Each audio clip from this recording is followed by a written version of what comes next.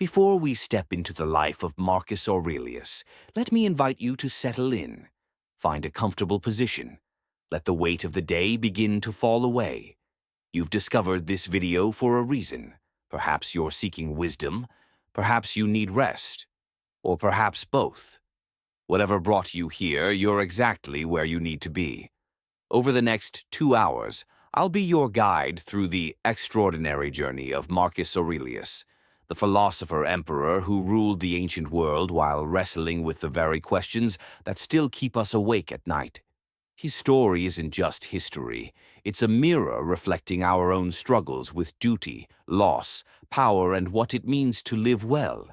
So close your eyes if you wish. Let my voice carry you through the streets of ancient Rome, across plague-ravaged provinces, into war-torn frontiers, and ultimately into the private thoughts of a man who bore the weight of an empire on shoulders that were, after all, only human. Relax, breathe, and let the wisdom of the ages wash over you as you drift into whatever peace you're seeking tonight. Marcus Aurelius awaits, and his lessons are timeless. Marcus Aurelius, the Philosopher Emperor. There are moments in history when a single person becomes the embodiment of their time, when the responsibilities of the world rest upon shoulders that seem almost too human to bear the weight. In the 2nd century of the Common Era, as the Roman Empire stretched from the windswept coasts of Britain to the sun-baked deserts of North Africa, from the Rhine and Danube rivers to the eastern frontier facing Parthia, one man found himself at the center of this vast dominion.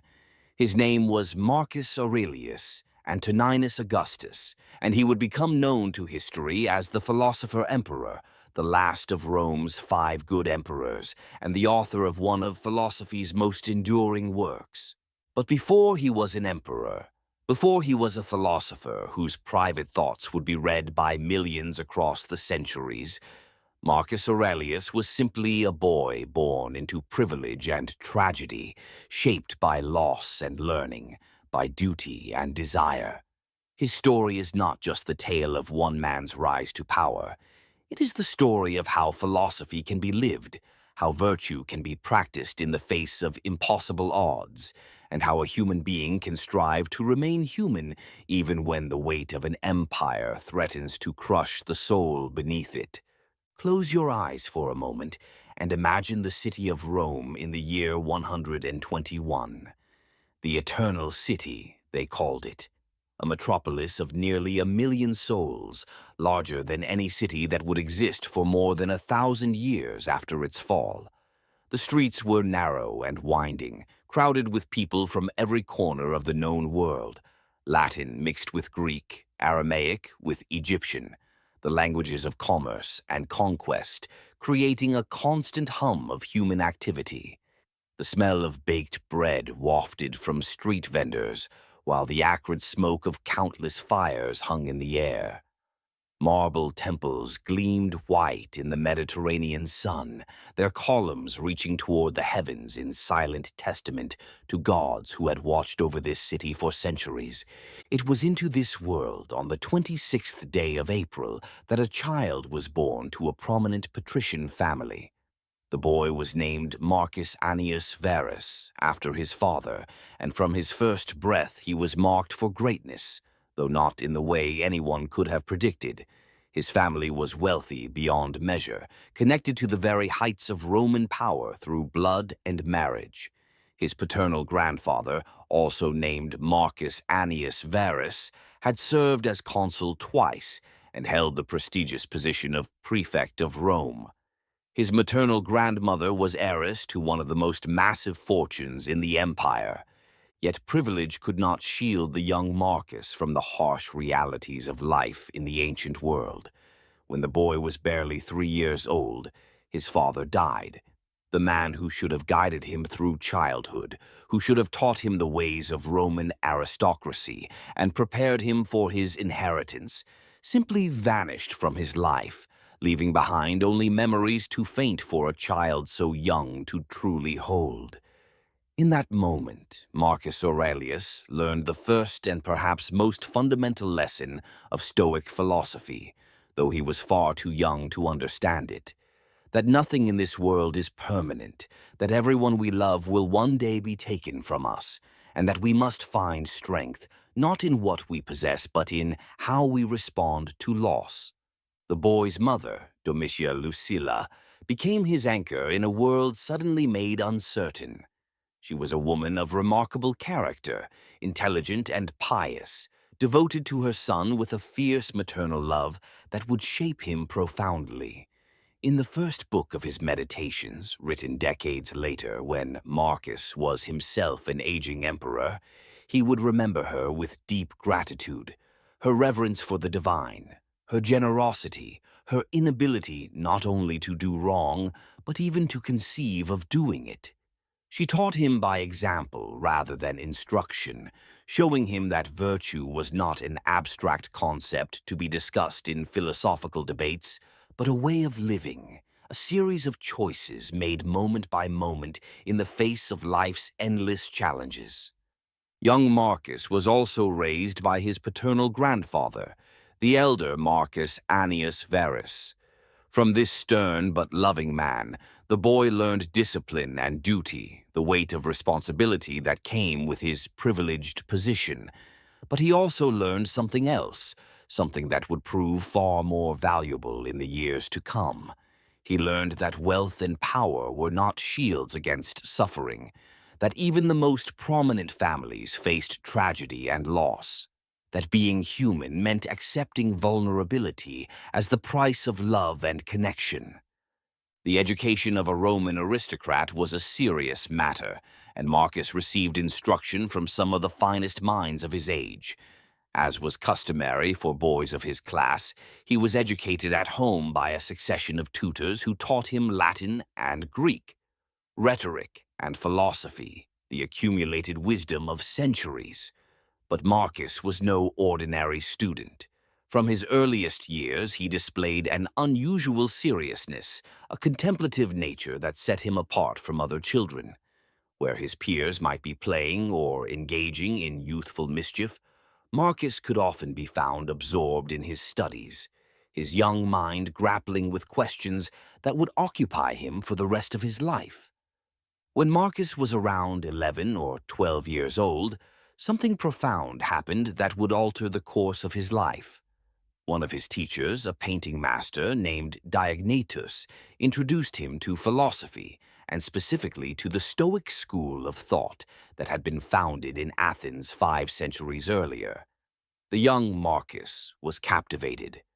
At an age when most children are concerned with games and amusements, he took up the dress and habits of a philosopher. He began to sleep on the ground, wearing a rough Greek cloak, embracing the ascetic practices that Stoics believed helped to train the mind and strengthen the will. His mother, ever practical despite her son's intellectual fervor, managed to convince him to at least sleep on a couch spread with animal skins rather than directly on the cold floor. It was a compromise that spoke volumes about their relationship. She respected his philosophical aspirations but worried about his health, finding middle path between support and maternal concern. This tension between idealistic philosophy and practical living would be a theme throughout Marcus's life, as he struggled to reconcile the high principles of Stoicism with the messy realities of human existence and political power. As Marcus grew older, his education became increasingly sophisticated. He studied rhetoric under Marcus Cornelius Fronto, one of the greatest orators of the age, whose letters to his young pupils still survive to give us glimpses of their relationship. Fronto was a master of Latin style, capable of moving crowds with his words, of shaping language into an instrument of persuasion and power. He saw in Marcus a brilliant student who could follow in his footsteps, perhaps even surpass him. But Fronto would ultimately be disappointed, for Marcus's heart belonged not to rhetoric, but to philosophy. The man who would have the most profound influence on Marcus was Quintus Junius Rusticus, a Roman statesman and Stoic philosopher who became his principal teacher in philosophy. Rusticus was older than Fronto, more stern, less concerned with elegant phrases, and more focused on the difficult work of living a virtuous life. He was the grandson of Aurelius Rusticus, one of the Stoic martyrs who had been executed by the Emperor Domitian for his opposition to tyranny. In Rusticus, Marcus found not just a teacher, but a living example of Stoic principles, a man who embodied the courage and integrity that the philosophy preached. In his meditations, Marcus would thank Rusticus for teaching him not to be led astray by a passion for rhetoric, for showing him the importance of reading carefully and not being satisfied with superficial understanding, for demonstrating through his own example how to be reconciled with those who had offended him. Most importantly, Rusticus gave Marcus a copy of the discourses of Epictetus, the former slave who had become one of the greatest Stoic teachers. This worn, much-read copy would become one of Marcus's most treasured possessions, a guide that he would turn to again and again throughout his life. Epictetus had died when Marcus was still a young teenager, so they never met in person. But through his writings, the former slave would speak across time to the future emperor, teaching him that true freedom came not from external circumstances, but from mastery of one's own mind and will. Epictetus taught that we should focus only on what is within our control and accept with equanimity everything that is not. He taught that virtue was the only true good, that external things like wealth, health, and reputation were neither good nor bad in themselves, but merely raw material for virtue to work with. He taught that we are all part of a larger whole, citizens not just of our own cities, but of the cosmos itself, and that we have duties both to ourselves and to the human community of which we are members. These teachings would shape Marcus Aurelius more deeply than any other intellectual influence. When he faced impossible choices as emperor, when the weight of responsibility threatened to crush him, when plague and war and betrayal tested his resolve, he would return to these fundamental Stoic principles and find in them not just comfort, but guidance for action. While Marcus pursued his philosophical studies with single-minded devotion, events were unfolding in the highest circles of Roman power that would determine his future. The Emperor Hadrian, one of the greatest rulers Rome had ever known, was growing old and concerned about the succession. Hadrian had no natural heir, no son to inherit the purple. He had to choose an adoptive successor who could ensure the stability of the empire after his death. Hadrian had taken notice of young Marcus. The emperor gave him the nickname Verissimus, meaning the most truthful one, recognizing in the boy a quality of fundamental honesty and integrity that was rare even among the Roman aristocracy. When Marcus was about 6 years old, Hadrian appointed him to the equestrian order. A few years later, he made him a member of the College of the Salii, an ancient priestly college. These were signs of imperial favor, indications that the emperor saw something special in this serious, studious boy. In the year 136, when Marcus was 15, Hadrian made a decisive move. He chose as his successor Lucius Cionius Commodus, a man who would take the name Lucius Aelius Caesar. As part of this succession plan, young Marcus was betrothed to Caionia Fabia, the daughter of the new heir. The teenage Marcus must have felt the trajectory of his life suddenly shifting, his future being determined by forces far beyond his control.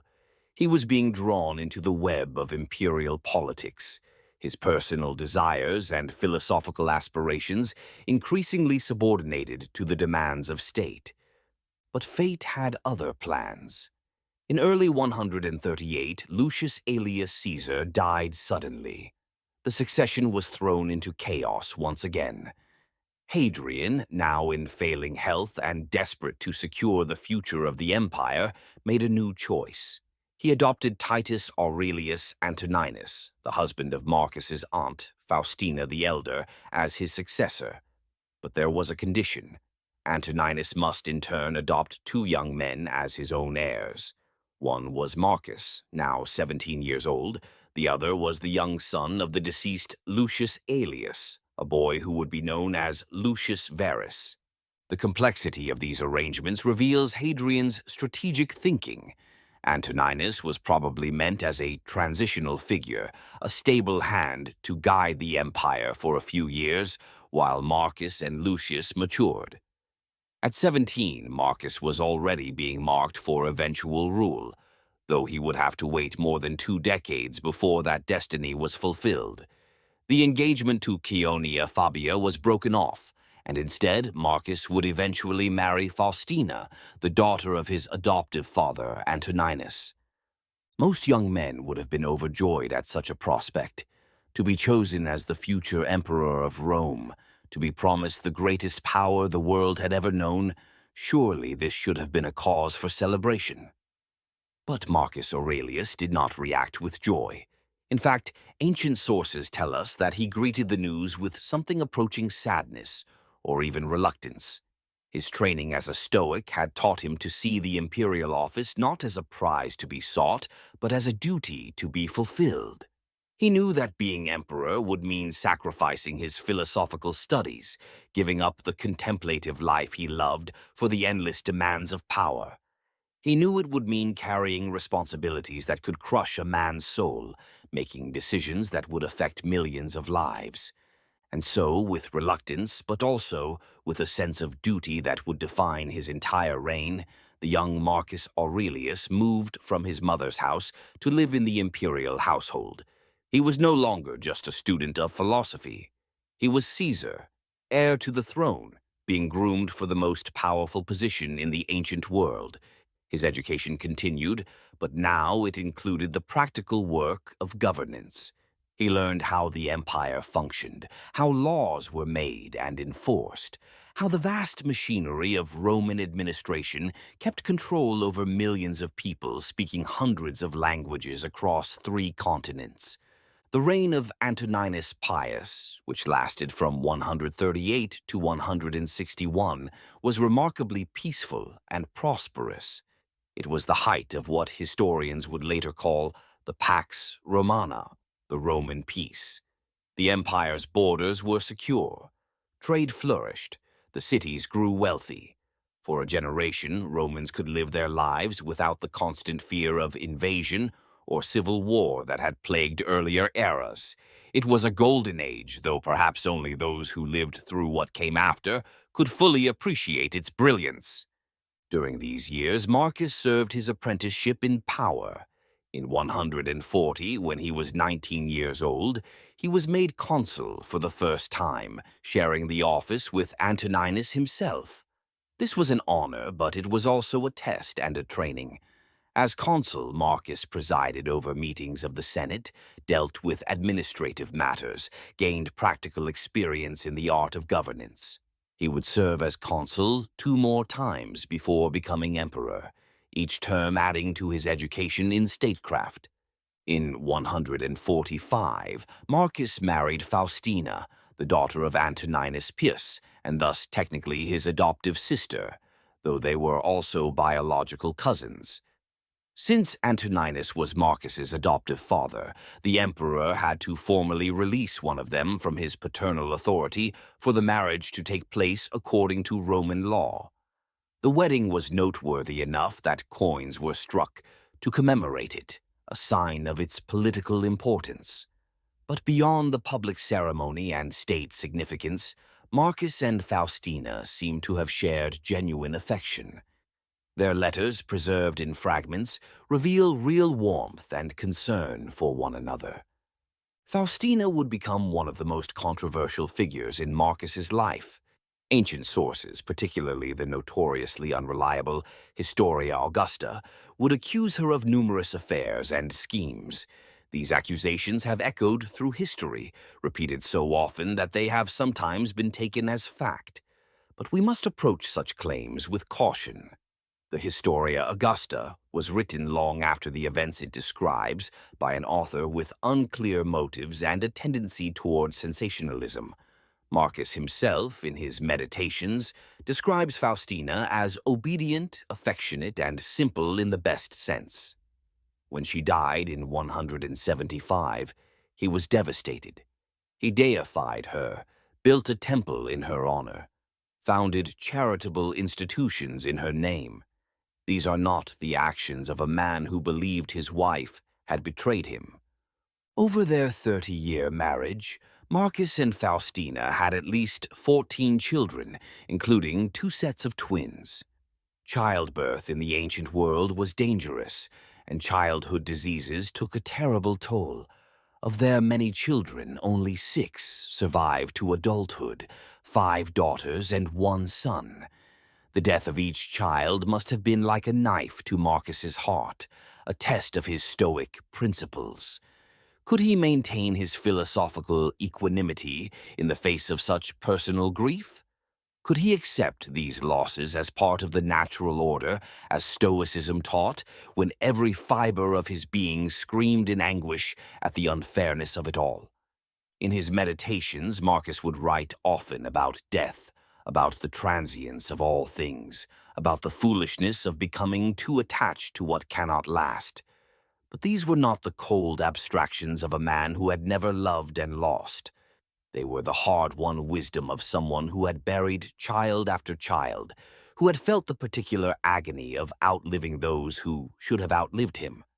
His Stoicism was not a shield against feeling, but a framework for continuing to function, to fulfill his duties, to remain a good father to his surviving children and a good emperor to his people, even when grief threatened to overwhelm him. Among the children who survived was Commodus, born in 161, along with his twin brother Titus Aurelius, Fulvus Antoninus. The twin brother died in childhood, but Commodus would live to succeed his father as emperor. History would judge Commodus harshly, seeing in him a cruel and unstable tyrant who brought shame to his father's memory. But in those early years, Marcus could not have known what his son would become. He could only try to raise him as best he could, to instill in him the Stoic values that had guided his own life, and hope that they would take root. On the 7th day of March in the year 161, after a long and peaceful reign, Antoninus Pius died. He had ruled for 23 years, presiding over an era of unprecedented stability and prosperity. As he lay dying, the password he gave to the tribune on duty was characteristic of his reign: equanimity. It was a fitting final word for a man who had embodied the Stoic ideal of calm acceptance in the face of all circumstances. The Senate immediately moved to confirm Marcus as sole emperor. At 40 years old, after more than 2 decades of preparation, he was ready to assume the full burden of imperial power. But Marcus did something unexpected, something that revealed both his sense of justice and his understanding of the political realities of succession.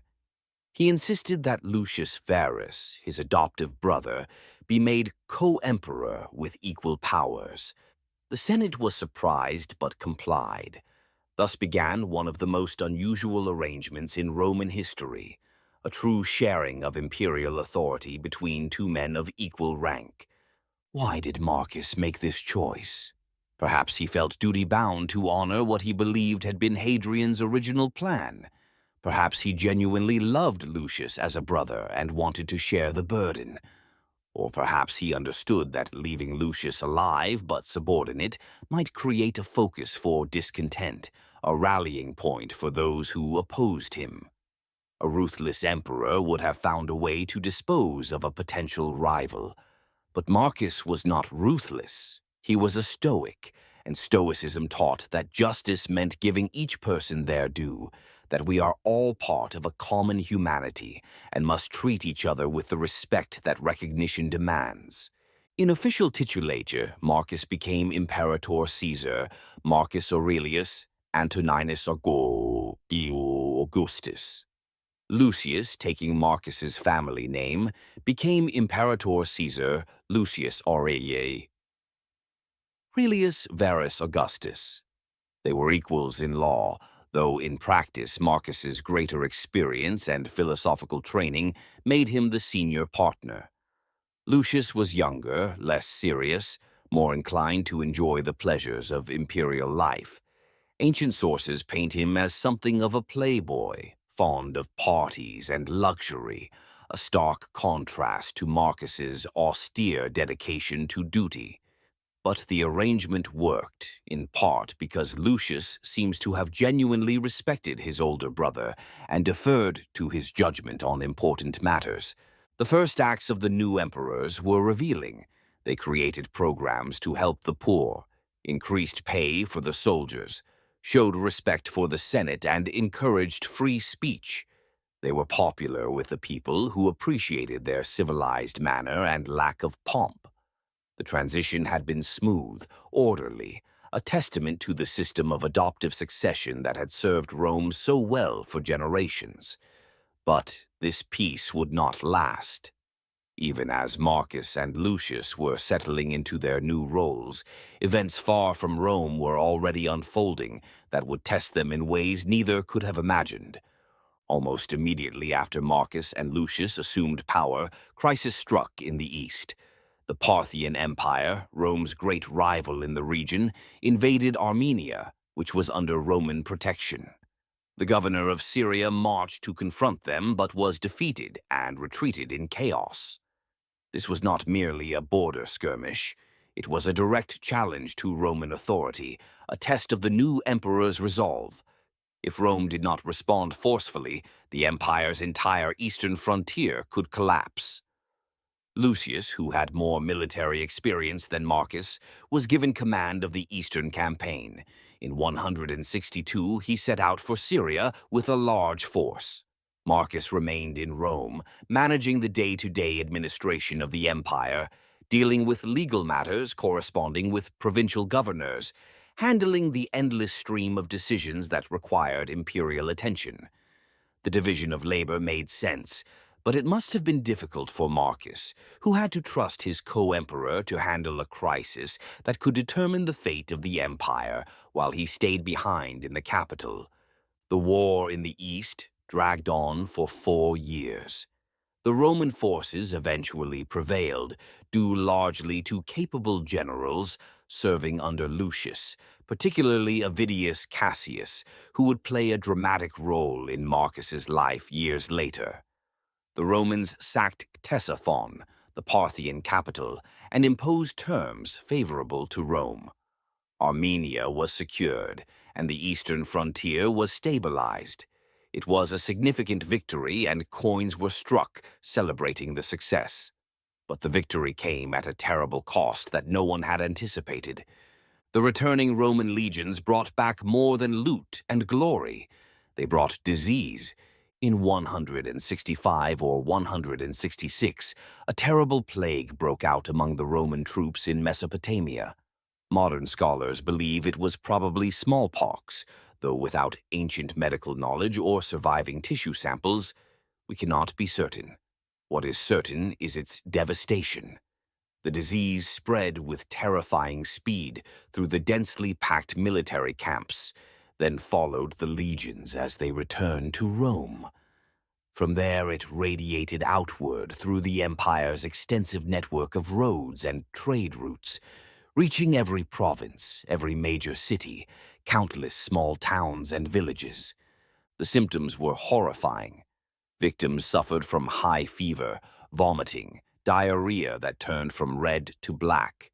Their bodies became covered with black pox, inside and out, that scabbed over and left disfiguring scars on those fortunate enough to survive. Some coughed up or excreted scabs that had formed inside their bodies. The suffering could last for 2 or 3 weeks before death brought release. The physician Galen, perhaps the greatest medical mind of antiquity, witnessed the plague firsthand and left descriptions of its course. He was in Rome when the disease reached the city in 166. He saw it ravage the population, watched helplessly as patient after patient succumbed despite his best efforts at treatment. The treatments available were crude by modern standards. Theriac, an aged mixture of exotic spices and opium that wealthy Romans swore by. Smell therapies involving laurel leaves, even applications of fresh urine to the skin, which Galen claimed could help. None of these treatments worked. The plague killed rich and poor, free and slave, without discrimination. Estimates of the death toll vary wildly among modern historians, ranging from 2 million to 25 million, or from about 2% to 25%, 33% of the empire's total population. The most commonly accepted estimate is that perhaps 10% of the empire's 75 million people died, roughly 7.5 million souls. To put this in perspective, imagine 1 in every 10 people you know suddenly dying within a span of years. The social and economic disruption was catastrophic. Marcus's family was not spared. In 169, Lucius Verus fell ill and died, probably a victim of the plague. Marcus was left to rule alone, the burden of empire resting entirely on his shoulders. Of Marcus's 14 children, only 6 survived to adulthood. While some of these deaths may have been from other causes, the plague certainly claimed its share. Marcus Aurelius, the philosopher who wrote so eloquently about accepting fate and maintaining equanimity in the face of loss, was forced to live those principles in the most painful way imaginable. The economic impact was severe. With so many dead, there were labor shortages throughout the empire. Fields went unplanted or unharvested. Trade networks disrupted. Tax revenues declined as the taxable population shrank. The military, which had lost perhaps 15% of its forces, had to find replacements. Marcus was forced to take extraordinary measures, recruiting gladiators, slaves, and even bandits into the legions. It was a sign of desperation, a measure that would have been unthinkable in more prosperous times. The plague also had profound psychological and spiritual effects. Romans began to question why the gods had allowed such suffering. Some blamed the Christians, that growing sect that refused to honor the traditional gods, claiming their impiety had angered heaven. Others turned to mystery religions and exotic cults, seeking comfort that the traditional Roman pantheon seemed unable to provide. Fear of contagion changed social behavior. People avoided crowds, suspicious of strangers who might carry infection. The fabric of communal life, so important in ancient society, began to fray. Through all of this, Marcus Aurelius had to keep governing. He had to make decisions, hear legal cases, manage the complex bureaucracy of empire. He had to project strength and confidence even as he privately grieved for lost children and friends. And he had to respond to an even more immediate crisis that arose even as the plague still raged. While the empire reeled from the plague, trouble was brewing on its northern frontiers. Along the Danube River, which marked the empire's boundary with the Germanic and Sarmatian tribes beyond, tensions had been building for decades. The tribes were feeling pressure themselves, pushed westward and southward by larger population movements in northern and eastern Europe.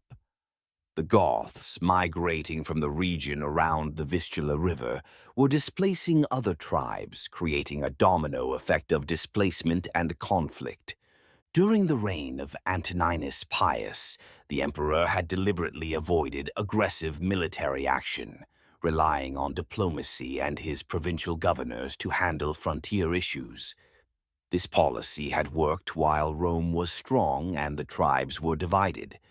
But the plague had weakened Rome's frontier defenses. Troops had been pulled from the Danube to fight in the east and had returned depleted by disease and combat losses. The Germanic tribes, sensing Roman vulnerability, began to test the frontier in ways they never had before.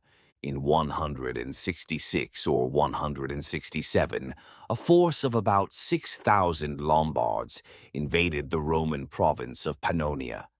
Though they were defeated relatively easily by local forces, this was just the beginning. Over the next few years, more tribes began crossing the Danube. The Marcomanni, Quadi, Vandals, Iazyges, and others formed loose coalitions, sometimes fighting together against Rome, sometimes pursuing their own agendas. The names of these tribes have mostly faded from memory, preserved mainly in historical texts and archaeological sites. But in their own time, they represented a real and growing threat to Roman security. In 170, the crisis reached a terrible climax. The Marcomanni, led by their king Balamar, formed a coalition of Germanic tribes and crossed the Danube in force. They defeated a Roman army of 20,000 near Carnuntum, in what is now Austria. This was no mere border raid. This was an invasion. The victorious barbarians split into multiple columns and drove south, ravaging the province of Noricum and reaching northern Italy itself. For the first time in nearly 3 centuries since the Cimbri invasion of 101 BCE, hostile forces had entered Italy. The Marcomanni destroyed the town of Oderzo and laid siege to Aquileia, one of the great cities of northern Italy. The news sent shockwaves through Rome. Italy itself, the heartland of the empire, was under threat. Panic spread through the capital. Memories of earlier invasions, of Hannibal's army devastating the Italian countryside during the Second Punic War, of Gauls sacking Rome in the distant past, came flooding back. The unthinkable was happening. Rome's invincibility, its security behind the shield of its legions, was being called into question. Marcus Aurelius had no choice but to act. Despite the plague still raging through the empire, despite the depleted treasury and exhausted military, he had to respond to this existential threat. He reorganized Italy's defenses, called up new troops, raised 2 new legions. He appointed capable commanders, including his son-in-law, Tiberius Claudius Pompeianus, and the future emperor Pertinax, to lead the counterattack. And in 169, once forces had been assembled and trained, Marcus himself prepared to take the field. For a man trained in philosophy rather than warfare, for someone who had spent his life in study and contemplation, the prospect of military command must have been daunting. But Marcus was 50 years old now, and he had learned that being emperor meant doing what duty required, regardless of personal preference or training. He had learned from Epictetus that we must fulfill the role that fate has assigned us, that we cannot choose our circumstances, but only how we respond to them. And so the philosopher put on armor and marched north to war. The Marcomannic Wars, as they came to be called, would dominate the last decade of Marcus Aurelius's life. From 170 until his death in 180, he spent most of his time on the northern frontier, living in military camps, personally directing the campaigns against the Germanic and Sarmatian tribes. It was during these campaigns in the cold and muddy camps along the Danube, surrounded by the noise and violence of war, that Marcus wrote the meditations that would become his most famous legacy. The Roman response to the invasion was methodical and determined. First, Marcus had to drive the invaders out of Roman territory. By 171, through a combination of military action and diplomacy, the Germanic tribes were pushed back across the Danube. Aquileia was relieved, the invaders expelled from Italy. It was a significant achievement, but Marcus knew it was not enough. Simply restoring the status quo would leave Rome vulnerable to future invasions. The tribes had to be decisively defeated, taught that crossing into Roman territory would bring swift and terrible retribution. In 172, Marcus took the offensive. Roman legions crossed the Danube into Marcomannic territory, carrying the war to the enemy's homeland. The fighting was brutal. Unlike the set-piece battles that Roman armies preferred, with their disciplined formations and superior tactics, warfare against the Germanic tribes often involved ambushes, skirmishes in forests and marshes, brutal close-quarters combat, where Roman discipline mattered less than individual courage and endurance. The sources give us few details of specific battles, but we know the Romans achieved significant success. Marcus took the honorary title Germanicus, meaning conqueror of the Germans, and coins were struck celebrating the victory. In 173, Roman forces turned against the Quadi, another major tribe that had broken its treaty with Rome. The campaign culminated in what ancient sources called the miracle of the rain. According to the historian Cassius Dio, the Roman 12th Legion Fulminata found itself surrounded by enemy forces and suffering from terrible thirst in the summer heat. Suddenly, a violent thunderstorm broke over the battlefield. The rain allowed the Romans to drink and recover their strength, while lightning and hail disoriented and frightened their enemies. The legion broke out of the encirclement and won a decisive victory. Different sources gave different explanations for this apparent miracle. Cassius Dio attributed it to the prayers of an Egyptian magician who invoked Mercury. Christian writers claimed it was the result of Christian soldiers in the legion praying to their god.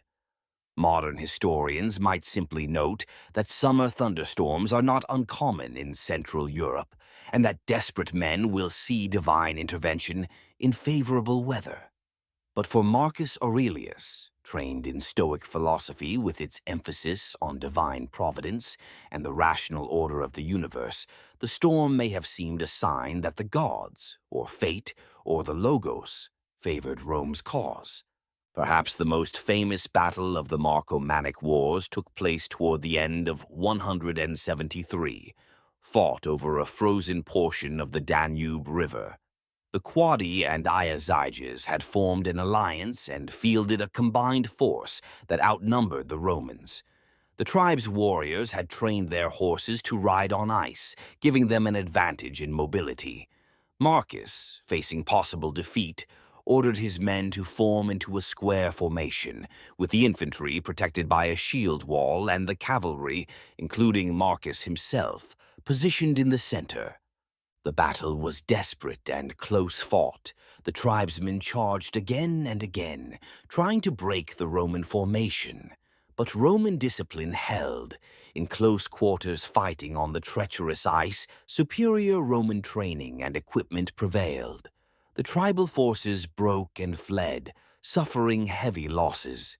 It was a crucial victory, one that broke the back of the tribal coalition and allowed Marcus to dictate terms. Yet the sources tell us that Marcus showed clemency to the defeated enemies. He understood that the goal was not extermination, but the restoration of security, that defeated foes could become future allies if treated with respect rather than cruelty. By 175, after years of hard campaigning, Marcus seemed on the verge of achieving a permanent solution to the northern threat. He was planning to create two new Roman provinces north of the Danube, Marcomannia and Sarmatia. This would extend Roman direct control into Germanic territory, creating a buffer zone that would make future invasions much harder to organize. It was an ambitious plan, one that might have fundamentally altered the course of European history. But fate, in the form of events far to the east, intervened to prevent its completion. In the spring of 175, disturbing news reached Marcus in his camp on the Danube. Avidius Cassius, the general who had led Rome to victory in the Parthian War and who now governed Syria, had declared himself emperor. According to the reports, Cassius had received word that Marcus was dead or dying, and he had moved to secure the succession. Some sources hint that Marcus's wife, Faustina the Younger may have been involved, perhaps concerned about her husband's health and wanting to ensure that someone strong would protect her and her children if Marcus died. But these accusations are uncertain, based on hostile sources written long after the events. What is certain is that Cassius's revolt represented a serious threat. He controlled the wealthy and strategically vital eastern provinces. He had experienced legions under his command, men who had fought with him in Parthia and who were loyal to him personally. If other provinces joined the rebellion, or if Cassius could march on Rome before Marcus could respond, the empire could descend into civil war. Marcus's response revealed his character. Rather than immediately ordering Cassius's execution, he wrote to the Senate expressing his willingness to abdicate, if that was what the state required. He said that he would be glad to live in peace as a private citizen if Cassius would rule justly. This was not weakness, but Stoic principle in action. For Marcus, his position as emperor was not a prize to be clung to, but a duty to be fulfilled. If someone else could fulfill that duty better, if his stepping aside would prevent bloodshed and secure the welfare of the empire, he was prepared to do so. But Marcus also took practical measures. He began moving forces eastward, preparing for the possibility of civil war. He traveled to the eastern provinces himself, accompanied by Faustina and some of his children, to personally shore up support and demonstrate that rumors of his death were false. The journey was difficult. Faustina fell ill during the winter of 175 and died in a remote military camp, far from Rome and comfort. Marcus was devastated. Whatever the truth about her alleged involvement with Cassius's rebellion, Marcus had loved her deeply. He had her deified, built a temple in her honor, founded charitable institutions for orphan girls in her name. His grief was genuine and profound. As it turned out, the civil war never happened. Within just a few months of declaring himself emperor, Cassius was assassinated by a centurion, possibly acting on his own initiative, or possibly following secret orders. The centurion cut off Cassius's head and sent it to Marcus. The emperor, showing the same clemency he had shown to defeated Germanic tribes, refused to even look at it. He ordered it buried and granted amnesty to most of Cassius's supporters and family members. He understood that the rebellion had been born of confusion and fear rather than pure ambition, and that mercy would do more to secure loyalty than harsh reprisals. The episode left Marcus shaken, but also revealed his fundamental decency. A more typical Roman emperor might have ordered mass executions, purged the eastern provinces of anyone who had shown the slightest sympathy for Cassius. Marcus instead chose forgiveness, demonstrating in action the Stoic principle that all humans are part of a common rational nature and deserve to be treated with justice and compassion. It was during these years of war, plague, and personal loss that Marcus Aurelius wrote the work that would make him famous to later generations. The Meditations, originally titled simply to himself, was never meant for publication. It was Marcus's private journal, written in Greek, the language of philosophy and intellectual discourse in the Roman world, even though Marcus's native tongue was Latin. In its pages, we see a man engaged in an ongoing conversation with himself, reminding himself of Stoic principles, examining his own thoughts and emotions, struggling to live up to the ideals he had studied all his life. The work is divided into 12 books, though the divisions may not reflect Marcus's own organization. Internal notes reveal where some passages were written. The second book mentions being among the Quadi at the river Gron in Slovakia. The third book says it was composed at Carnuntum on the Danube. These were military camps, cold and uncomfortable places where Marcus lived in a tent like his soldiers, sharing their hardships even as he bore the additional burden of command and ultimate responsibility. The Meditations is not a systematic work of philosophy. It does not present arguments in an orderly fashion or develop a single theme from beginning to end. Instead, it is a collection of notes and reminders, thoughts that occurred to Marcus in quiet moments, principles he needed to recall when facing difficult decisions.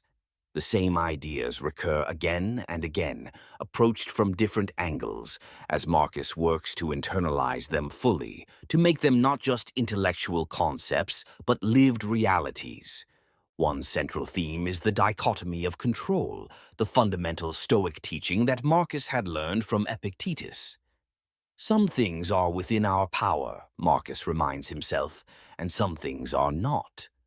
Within our power are our own judgments, our motivations and desires, our choices about how to respond to circumstances. Not within our power are our bodies, our reputations, external events, other people's actions. True freedom comes from focusing all our attention and effort on what we can control and accepting with equanimity everything we cannot. This teaching had profound implications for someone in Marcus's position. As emperor, he commanded armies, governed provinces, made decisions that affected millions of lives. Yet he could not control outcomes. Battles could be won or lost regardless of his planning. Plague could strike despite all precautions. Trusted generals could rebel. His children could die. All he could control was his own response, whether he acted with courage or cowered in fear, whether he chose justice or gave in to anger, whether he maintained his principles or compromised them for temporary advantage. Another recurring theme is the transience of all things. Everything passes away, Marcus writes. Fame, fortune, power, even life itself. We are here for a brief moment, like smoke dispersing in the wind, like a drop of water in the ocean. The emperors of the past, whose names once commanded reverence and fear, are now forgotten or remembered only in books. The great cities that seemed eternal have crumbled to ruins. Even the gods, if they exist, pay no attention to the small dramas of human life. For some readers, Marcus's emphasis on transience seems pessimistic, even depressing. But for Marcus, it was liberating. If everything passes, then failures and setbacks need not devastate us. The embarrassment we feel, the anger at an insult, the anxiety about an uncertain future, all these negative emotions are responses to things that will soon be forgotten. Why give them power over our peace of mind? Why let temporary troubles disturb the tranquility that comes from accepting the nature of reality? At the same time, awareness of transience makes the present moment more precious. We have only now, only this instant, to act with virtue, to fulfill our duties, to be good to others and to ourselves. As Marcus writes, you could leave life right now. Let that determine what you do and say and think.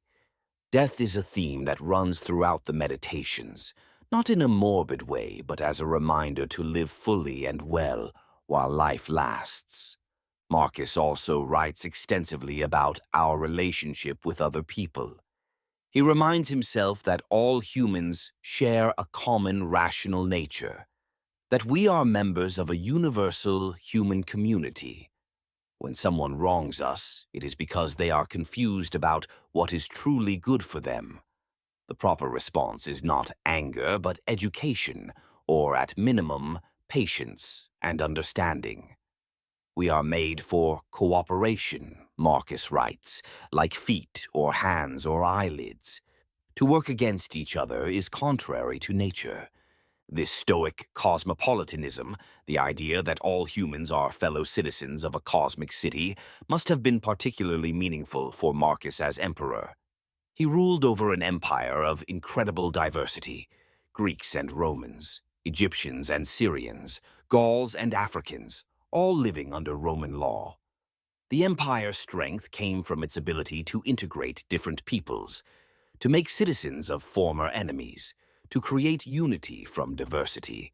Marcus's philosophical conviction that all humans share a common nature supported this political reality. Yet, the Meditations also reveals Marcus's struggles. He writes about the difficulty of getting up in the morning, of facing another day of tedious duties and difficult people. He reminds himself not to expect too much from others, to accept that people will lie, cheat, and betray. He acknowledges his own flaws and shortcomings, his occasional failures to live up to his Stoic ideals. The work is not the serene pronouncements of a sage who has achieved perfect wisdom, but the ongoing struggle of a man trying to be better, trying to maintain his principles in the face of circumstances that constantly challenge them. In Book 1 of the Meditations, Marcus lists the people who influenced him and what he learned from each. From his mother, piety, generosity, and simplicity of lifestyle. From his great-grandfather, to avoid public schools and hire good tutors instead. From his rhetoric teacher, Fronto, to think about how even emperors can become tyrants. From his philosophy teacher, Rusticus, to read carefully, not be satisfied with superficial understanding, and not to waste time on speculation about abstract matters. From Apollonius, to be consistent, always the same in purpose. From Sextus, benevolence to rule my own household properly. The list goes on, a catalogue of virtues he observed in others and tried to make his own. Perhaps most touchingly, Marcus thanks the gods for giving him the family and teachers he had, for allowing him to know all these good people. But he also thanks the gods for something more unusual, that although he often lost his temper with his teacher Rusticus, he never did anything he would have regretted. Even in expressing gratitude, Marcus acknowledges his struggles with anger and frustration, his imperfect control over his emotions. He is honest about his weaknesses even as he strives to overcome them. After dealing with Cassius's rebellion and mourning Faustina's death, Marcus returned to the northern frontier in 176. The peace he had negotiated with the Germanic tribes was fragile, and new troubles had erupted. In 177, he made his son Commodus co-emperor, elevating the teenager to share the imperial dignity. This decision has been much debated by historians. Was Marcus simply following dynastic logic, ensuring a smooth succession for his biological son? Did he hope that giving Commodus real responsibility would help the young man mature? Or did he understand that choosing anyone other than his son might trigger a civil war? Whatever his reasoning, the appointment of Commodus as co-emperor marked a significant change. For nearly a century since Nerva had adopted Trajan in 96, the principle of adoptive succession had guided the empire. Each emperor had chosen the most capable man available to succeed him, regardless of blood relationship. This system had given Rome the 5 good emperors, a succession of capable rulers who had presided over the empire's golden age. Now Marcus was reverting to hereditary succession, choosing his son simply because he was his son. In 178, Marcus returned to the northern frontier for what would be his final campaign. The Marcomanni and Quadi had rebelled again, breaking the peace agreements and raiding into Roman territory. At 57 years old, Marcus was no longer the vigorous man who had first taken the field 9 years earlier. The constant campaigns, the stress of endless decisions, the grief of lost children and friends, the sheer exhaustion of bearing the weight of empire, all had taken their toll. But duty called, and Marcus answered. The sources tell us little about this final campaign. We know that Marcus established his headquarters at Carnuntum on the Danube in modern Austria. From there, he directed operations against the rebellious tribes. He was planning another offensive across the Danube, another push to permanently secure the frontier. But his body, pushed beyond its limits by years of hardship, was failing. In early March of 180, Marcus fell seriously ill. The exact location of his final days is disputed. Some sources say he died at Vindobona, which is now Vienna, Austria. Others say it was at Sirmium, in what is now Serbia. The confusion is understandable given the chaos of military campaigns and the limitations of ancient record-keeping. What matters is not the precise location, but the manner of his death and what it reveals about the man. According to the historian Cassius Dio, who had access to sources close to the events, Marcus refused food and drink as his condition worsened. Whether this was a deliberate choice to hasten the end, or simply the result of his illness making eating impossible, we cannot know. What we do know is that after 6 days of illness, Marcus Aurelius died on the 17th day of March, 180. He was 58 years old. He had ruled the empire for 19 years, longer than he had ever expected or desired. In his final days, Marcus summoned his most trusted friends and advisors to his bedside. He knew death was approaching. The Stoic philosophy he had studied all his life had taught him to face this moment with equanimity, without fear or regret. Death was natural, the inevitable end of every life, no different in principle from any other change in nature. Why fear what was natural and unavoidable? Why grieve for what must be? But his friends were grief-stricken. They had served him loyally for years, worked alongside him through loss and plagues and crises. They knew they were losing not just their emperor, but a good man, someone who had tried to rule with justice and wisdom in a world that seemed to reward cruelty and ambition. Marcus, seeing their distress, reportedly reproached them. They were taking an unphilosophical attitude, he said. They should be thinking about the implications of the great plague that still afflicted the empire, contemplating death in general rather than mourning his particular death. Even on his deathbed, Marcus was teaching Stoic lessons, trying to help his friends see death from the proper perspective. He gave instructions for the transition of power to Commodus. Whether he had doubts about his son's fitness to rule, we cannot know.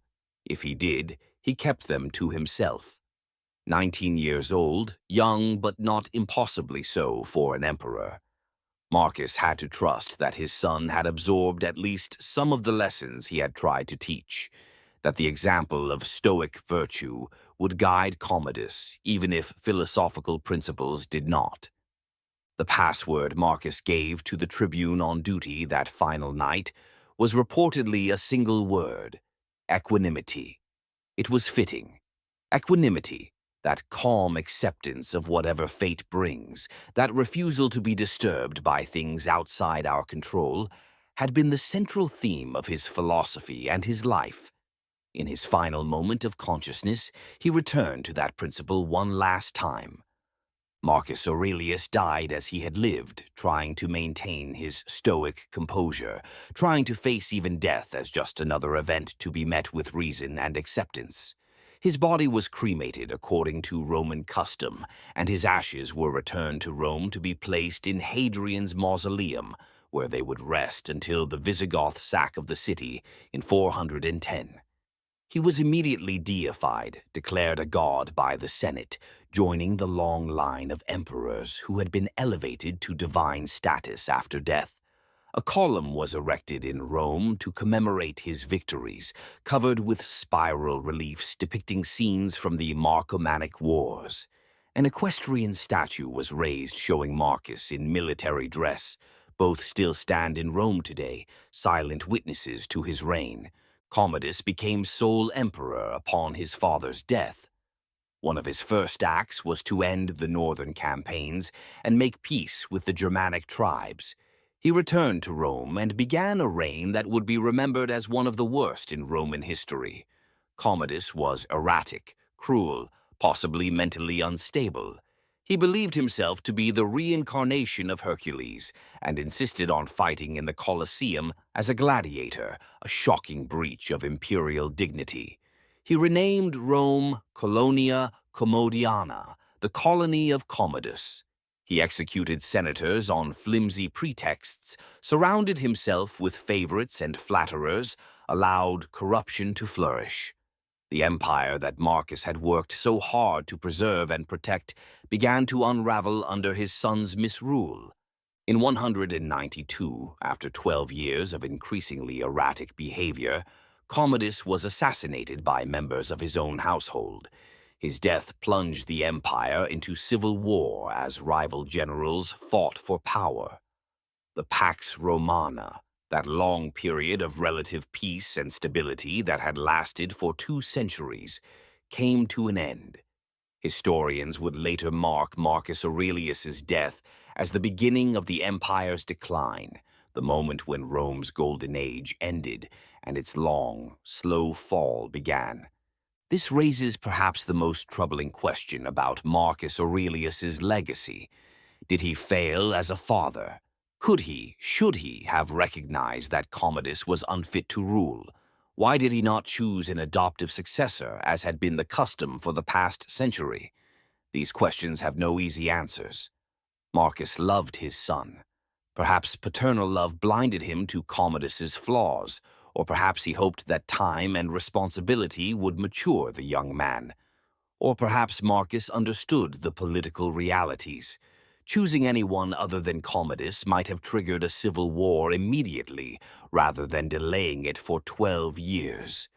There were no good options, only a choice between imperfect alternatives. The Stoic philosophy that Marcus had followed all his life taught that we must accept what is outside our control and focus only on our own choices and responses. Marcus could not control who his son would become. He could only try to educate him, to model virtue, and to hope that those lessons would take root. That they apparently did not is a tragedy, but perhaps not a failure on Marcus's part. We cannot always prevent those we love from making destructive choices, no matter how much we wish we could. What, then, are we to make of Marcus Aurelius?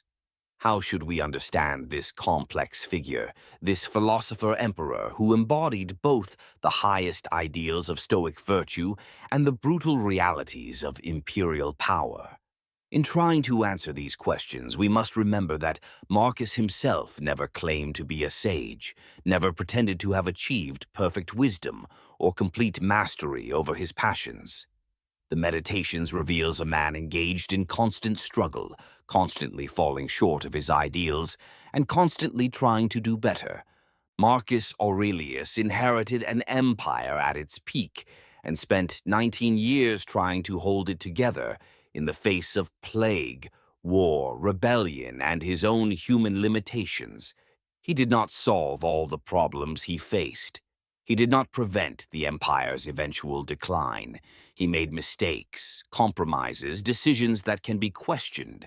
But he tried with every fiber of his being to rule justly, to make decisions based on reason rather than passion, to treat all people, from senators to slaves, as fellow human beings deserving of respect and compassion. The real significance of Marcus Aurelius lies not in his political achievements, important as they were, but in the example he set of how philosophy can be lived rather than just discussed. It is easy to talk about virtue when sitting comfortably in a school or library, debating abstract principles with other intellectuals. It is far harder to maintain those principles when facing real responsibilities, real pressures, real tragedies.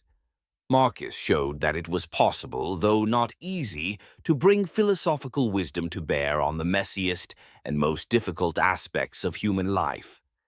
Consider what he faced, a devastating plague that killed millions and disrupted every aspect of society.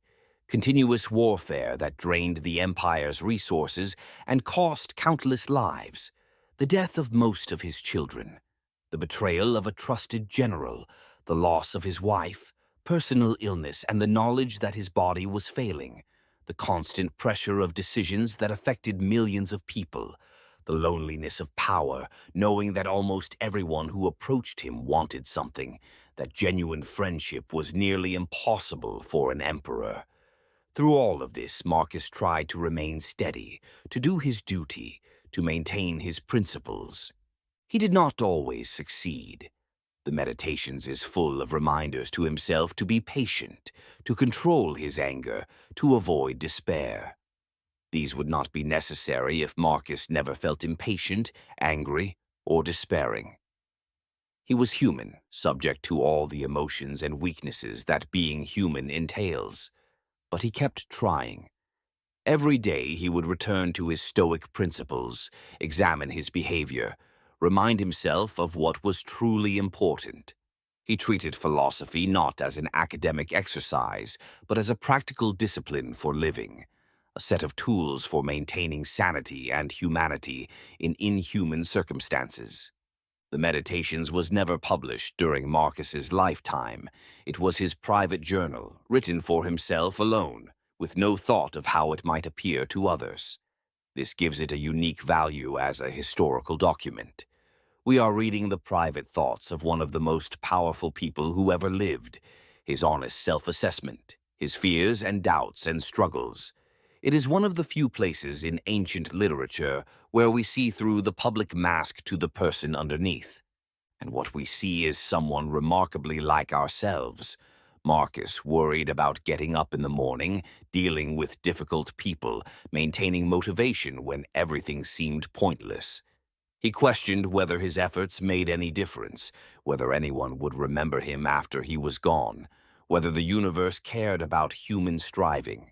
He felt overwhelmed by the weight of his responsibilities. He was lonely, tired, sometimes discouraged. But he kept going. He kept trying to do the right thing, to fulfill his duties, to be kind to others and demanding of himself. To understand Marcus Aurelius fully, we must understand the philosophy that shaped him. Stoicism was not merely an abstract system of logic and metaphysics. It was, above all, a practical philosophy for living, a guide to human flourishing in the face of life's inevitable challenges and tragedies. The Stoics believed that the goal of life was eudaimonia, a Greek word that is sometimes translated as happiness, but which really means flourishing or living well. True flourishing, they argued, came from living in accordance with nature and developing virtue. Virtue for the Stoics was not one quality, but four interrelated capacities: wisdom, courage, justice, and self-control. Wisdom meant seeing things clearly, understanding what is truly good and what merely appears good. Courage meant facing difficulty and danger without being overwhelmed by fear. Justice meant treating others fairly and fulfilling our obligations to the human community. Self-control meant mastering our desires and emotions so they do not control us. These four virtues together constituted excellence of character, and excellence of character was, for the Stoics, the only thing that was truly and completely good. Everything else, health, wealth, reputation, pleasure, even life itself, the Stoics classified as indifferent. This did not mean these things did not matter at all.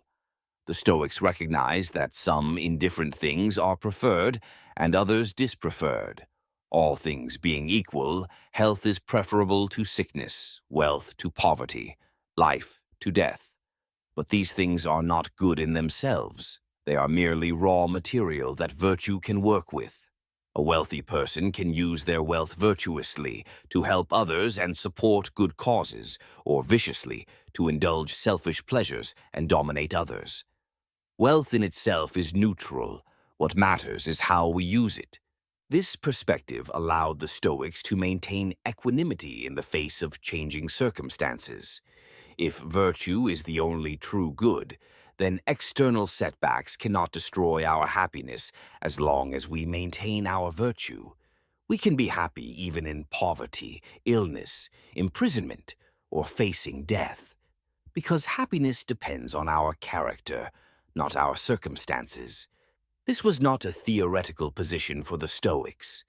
Epictetus was a slave who was crippled, yet he became one of the greatest teachers of philosophy. Marcus Aurelius faced plague, war, betrayal, and personal loss, yet he tried to maintain his virtue and fulfill his duties. Central to Stoic practice was the dichotomy of control that we have already discussed. By clearly distinguishing what is up to us from what is not, we can focus our energy where it will actually make a difference and avoid wasting effort on things we cannot change. This practice requires constant vigilance. Our natural tendency is to worry about things outside our control, what others think of us, whether we will be successful, whether we will get sick or suffer misfortune. The Stoic must continually redirect attention away from these externals and back to what is truly within our power, our own judgments, choices, and responses. Another key Stoic practice was what they called prosophe, or attention. This meant maintaining constant awareness of our own thoughts and mental processes, catching ourselves when we make false judgments or allow ourselves to be carried away by emotion. Modern readers might recognize this as a form of mindfulness, though the Stoics would have described it as vigilance or self-monitoring. Marcus frequently reminds himself in the Meditations to pay attention to his thoughts, to examine his impressions before accepting them as true, to notice when he is being pulled toward anger or fear or desire, and to step back, to see these emotions as they are rather than being controlled by them. The Stoics also practiced what we might call negative visualization. They would imagine losing what they valued, their property, their health, their loved ones, not to indulge in pessimism but to prepare themselves psychologically for loss and to appreciate more fully what they currently possessed. Marcus frequently reminds himself that everyone around him will die, that he himself will die, that empires rise and fall and are forgotten. This might seem morbid, but for Marcus it was liberating. If we truly understand and accept the transience of all things, we can let go of anxiety about loss and simply appreciate the present moment. The Stoics believed in a form of divine providence or fate, though their conception of divinity was quite different from what we might think. The Stoic God was not a personal being who listened to prayers and intervened in human affairs. Rather, the Stoics conceived of the universe as a single, rationally ordered whole, pervaded by divine reason or logos. Everything that happens according to this rational cosmic plan. There are no accidents, no random events. What appears to us as chance or misfortune is actually part of the larger pattern that makes up the whole. This belief in cosmic rationality had important implications for how Stoics faced hardship. If everything happens according to a rational plan, then nothing that happens to us is truly bad. It may be painful, it may be contrary to our preferences, but it is part of the natural order. Our task is not to rebel against fate, but to accept it willingly, to say yes to reality rather than wishing things were other than they are. Marcus expresses this attitude in the Meditations when he writes, "Accept the things to which allotment binds you, and love the people with whom fate brings you together, but do so with all your heart."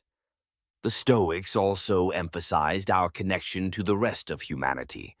They saw all human beings as fellow citizens of a cosmic city, members of a universal community bound together by shared rationality.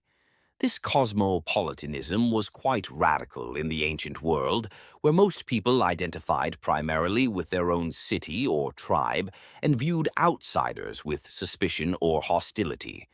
But the Stoics insisted that since we all share the same rational nature, we are all fundamentally alike, and we have duties to each other regardless of where we were born or what language we speak. Marcus took this teaching seriously. In the Meditations, he repeatedly reminds himself that other people are his kin, that they share the same divine nature even when they act badly, that we are made for cooperation like the parts of a body. When someone wrongs him, he should not respond with anger, but with patience and education. The wrongdoer is acting out of ignorance about what is truly good.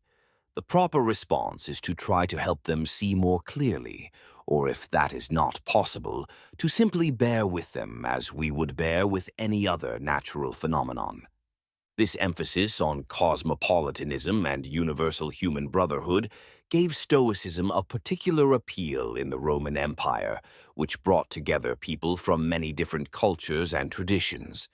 If all humans are fundamentally alike, then it makes sense that they can live together under common laws, participate in common institutions, share in a common civilization. Stoicism provided a philosophical justification for the empire's multicultural reality, even as it also challenged the empire's hierarchies and injustices by insisting that slaves and emperors shared the same essential dignity as rational beings. How well did Marcus Aurelius live up to these Stoic ideals? The question is impossible to answer definitively. We know him primarily through his own words in the Meditations, through letters that have survived, and through the accounts of ancient historians, some reliable and some less so. What emerges from these sources is a picture of a man who genuinely tried to practice what he preached, who took his philosophical commitments seriously and tried to let them guide his actions as emperor. In his public role, Marcus was known for his accessibility and fairness. He spent long hours hearing legal cases personally, taking pains to ensure that even the humblest petitioners received justice. He reformed laws to be more humane, particularly regarding slaves and women. He supported education and the arts, founding professorships in philosophy and rhetoric. He showed clemency to defeated enemies and to those who had opposed him politically. After Avidius Cassius's rebellion, he granted amnesty to most of the conspirators and their families, saying that he did not wish to punish people simply for holding mistaken opinions. Marcus was also known for his personal modesty and simplicity. Despite being emperor, he lived relatively simply, avoiding the extravagant luxuries that were available to him. He worked hard, often continuing to read and write late into the night. He took his duties seriously, never shirking the less pleasant aspects of being emperor. Even when he was old and ill, campaigning on the cold northern frontier, he continued to fulfill his responsibilities to make decisions, to care for the welfare of his empire. Yet Marcus Aurelius was not perfect, and Stoic principles sometimes came into conflict with imperial necessities. The most troubling aspect of his reign, at least from a modern perspective, is his treatment of Christians. During Marcus's rule, there were sporadic persecutions of Christians in various provinces. Christians refused to sacrifice to the Roman gods or honor the emperor as divine, which was seen as a threat to the social order. Some Christians actively sought martyrdom, seeing it as a way to demonstrate their faith and secure salvation. Marcus, believing that social stability required respect for traditional religion, allowed the legal system to punish Christians who refused to conform. From Marcus's perspective, this was not religious persecution, but enforcement of necessary civic obligations. The Stoics believed in respecting traditional religious practices as part of the social order, even if they did not take mythological details literally. But from the Christian perspective, and from our modern perspective with its emphasis on religious freedom, Marcus's complicity in the persecution of Christians is a significant moral failure. It reminds us that even a philosopher committed to justice and reason can be blind to certain injustices, that cultural assumptions can override philosophical principles. There is also the question of Marcus's military campaigns. The Marcomannic Wars were defensive in nature, responding to invasions of Roman territory. But Marcus also planned to create new provinces north of the Danube, which would have extended Roman control over territory that had never been part of the empire. Was this justified as a defensive measure, making the frontier more secure? Or was it imperial aggression, an attempt to conquer people who wanted only to be left alone? The question is complex, made more so by the fact that the boundary between defense and offense is often unclear when dealing with tribal societies on an empire's frontier. What is clear is that Marcus took no pleasure in war. Unlike some Roman emperors who gloried in military conquest and saw warfare as an opportunity for personal glory, Marcus saw it as a necessary but tragic aspect of his duty. He did not celebrate battles in his meditations or boast of victories. Instead, he wrote about the futility of warfare, the sameness of all human conflicts across history, the pity of so many lives lost for temporary territorial gains. He seems to have understood, even as he prosecuted the wars, that they solved nothing fundamental, that the problems would return in different forms for future generations to face. Nearly 2,000 years after his death, Marcus Aurelius continues to speak to us. The Meditations has never been out of print since it was first published in the 16th century. It has been translated into dozens of languages, read by millions of people from every culture and background. Politicians and generals, philosophers and poets, ordinary people facing ordinary struggles, have found wisdom and comfort in Marcus's words. In our own time, when stress and anxiety seem endemic, when the pace of change can feel overwhelming, when so much seems outside our control, Marcus's teachings have particular resonance. What is it about Marcus Aurelius that continues to appeal to modern readers? Perhaps it is precisely his humanity, his acknowledgement of struggle and imperfection. We live in an age that often celebrates confidence and certainty, that tells us we can achieve anything if we just try hard enough, that presents images of perfection on social media while hiding the messy reality underneath. Marcus offers something different: honest recognition of how difficult life can be, combined with determination to keep trying despite that difficulty. He does not promise that philosophy will make life easy or that Stoicism will eliminate all suffering. What he offers instead is a framework for maintaining dignity and purpose in the face of inevitable challenges, a way of thinking about what matters and what does not, a set of practices for keeping our perspective when circumstances threaten to overwhelm us. These are lessons that translate across time and culture because they address fundamental aspects of human experience. Consider how many of Marcus's concerns are still our concerns. He worried about getting up in the morning and facing another day of obligations. We struggle with motivation and procrastination. He was frustrated by people who lied, who were selfish, who did not understand what he was trying to do. We deal with difficult colleagues, thoughtless friends, political opponents who seem immune to reason. He felt overwhelmed by the magnitude of his responsibilities and doubted whether his efforts made any difference. We face complex problems that seem to have no good solutions and wonder if our small actions matter in the face of vast forces beyond our control. Marcus's responses to these universal challenges can guide us in our own lives. When we feel overwhelmed by events beyond our control, we can remember the dichotomy of control and focus on our own responses rather than external circumstances. When we are tempted to anger at people who wrong us, we can remember that they are fellow human beings acting out of their own understanding of what is good, and we can choose patience over rage. When we face loss or disappointment, we can remember that all things are transient, that change is natural, and that clinging to what must pass only increases our suffering.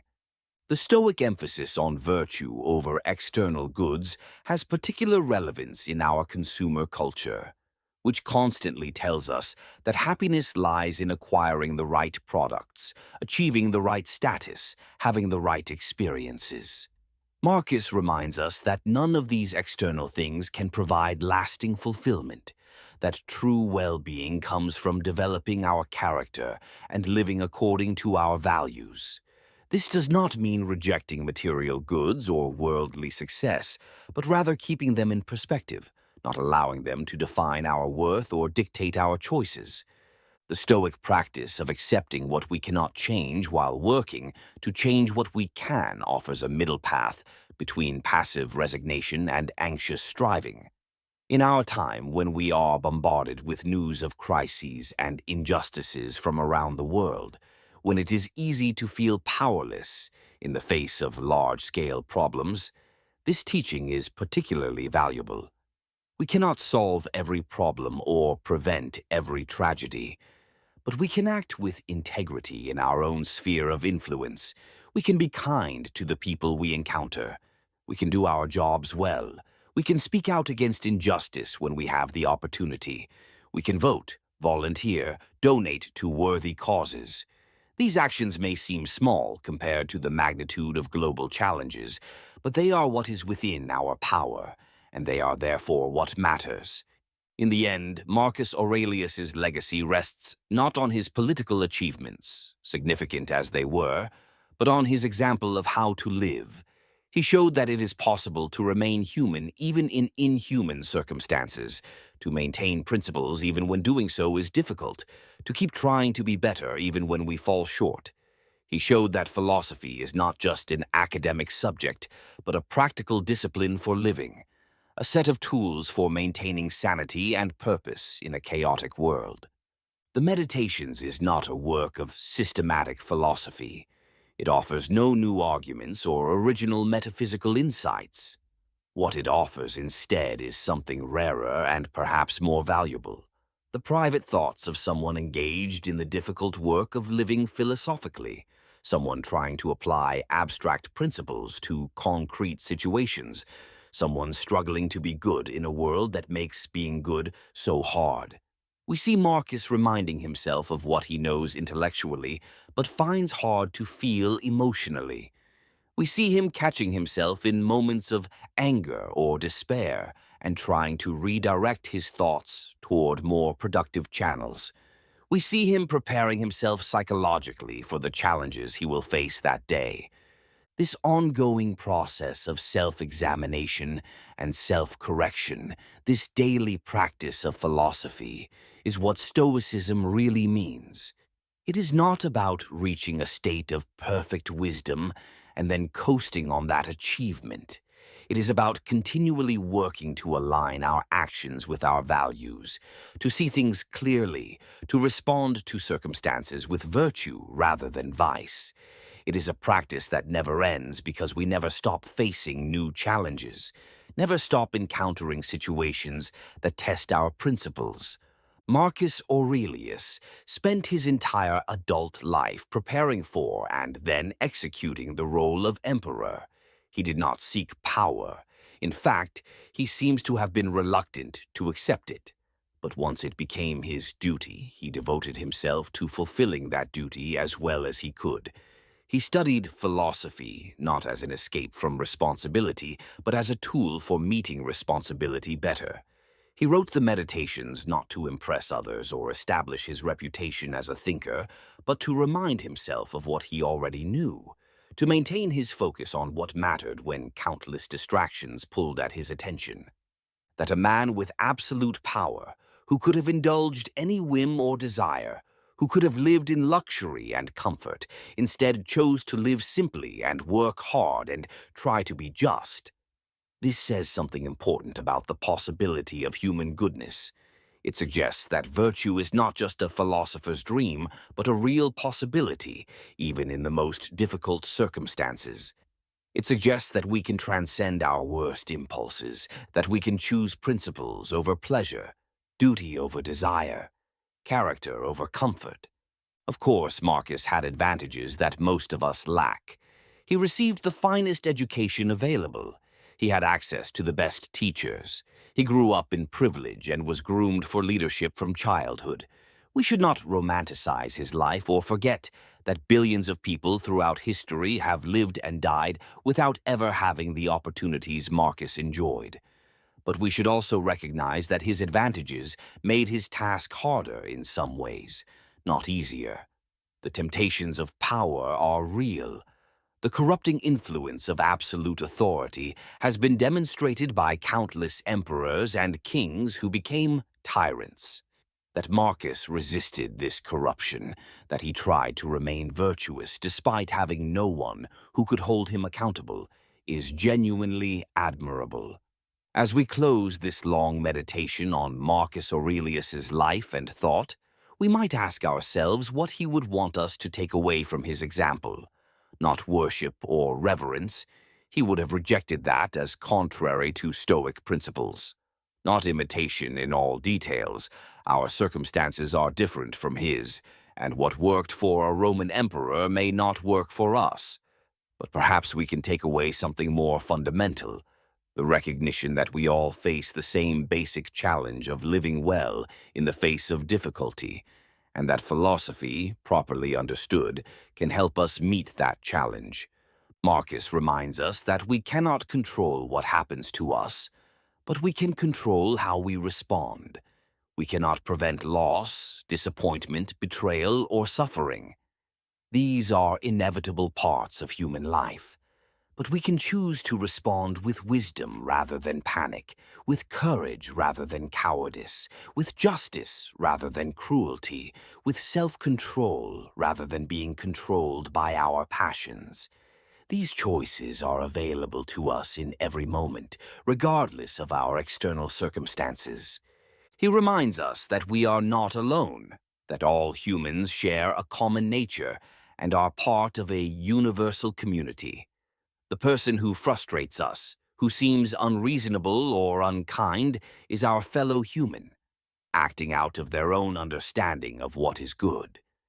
We can choose to respond with empathy rather than anger, with patience rather than dismissal. We can remember that we too are imperfect, that we too act in ways that frustrate others, and that we would want to be treated with understanding and forgiveness.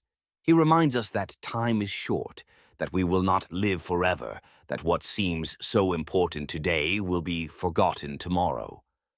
This is not a call to futility or despair, but rather to presence and purpose. If time is limited, then every moment matters. We have only now to act with virtue, to be kind to those around us, to do our work well, to appreciate the beauty and wonder that exist even in a difficult world. We should not waste our precious time on trivial concerns or petty grudges, not when there is so much good we could be doing, so much love we could be sharing. He reminds us that what matters most is not what happens to us, but who we are. External things, wealth, fame, health, success, are indifferent. They are neither good nor bad in themselves. What is truly good is virtue, wisdom, courage, justice, and self-control. These qualities of character are what we should cultivate, what we should measure ourselves against. If we develop these virtues, we can be happy and fulfilled regardless of our circumstances. If we neglect them, no amount of external success will bring lasting satisfaction. Finally, he reminds us that living philosophically requires constant practice and vigilance. We do not achieve wisdom once and for all. We must work at it every day, examining our thoughts, correcting our judgments, redirecting our attention when it wanders toward things that do not truly matter. This work is never finished. Even on our deathbed, we will still be learning, still be trying to see more clearly, still be working to align our actions with our values. But this ongoing effort is what gives life meaning and purpose. It is what makes us fully human. Let us end where we began, with Marcus Aurelius as a young man, not yet emperor, just beginning to study philosophy and wondering what his life would hold. That young Marcus could not have known what awaited him.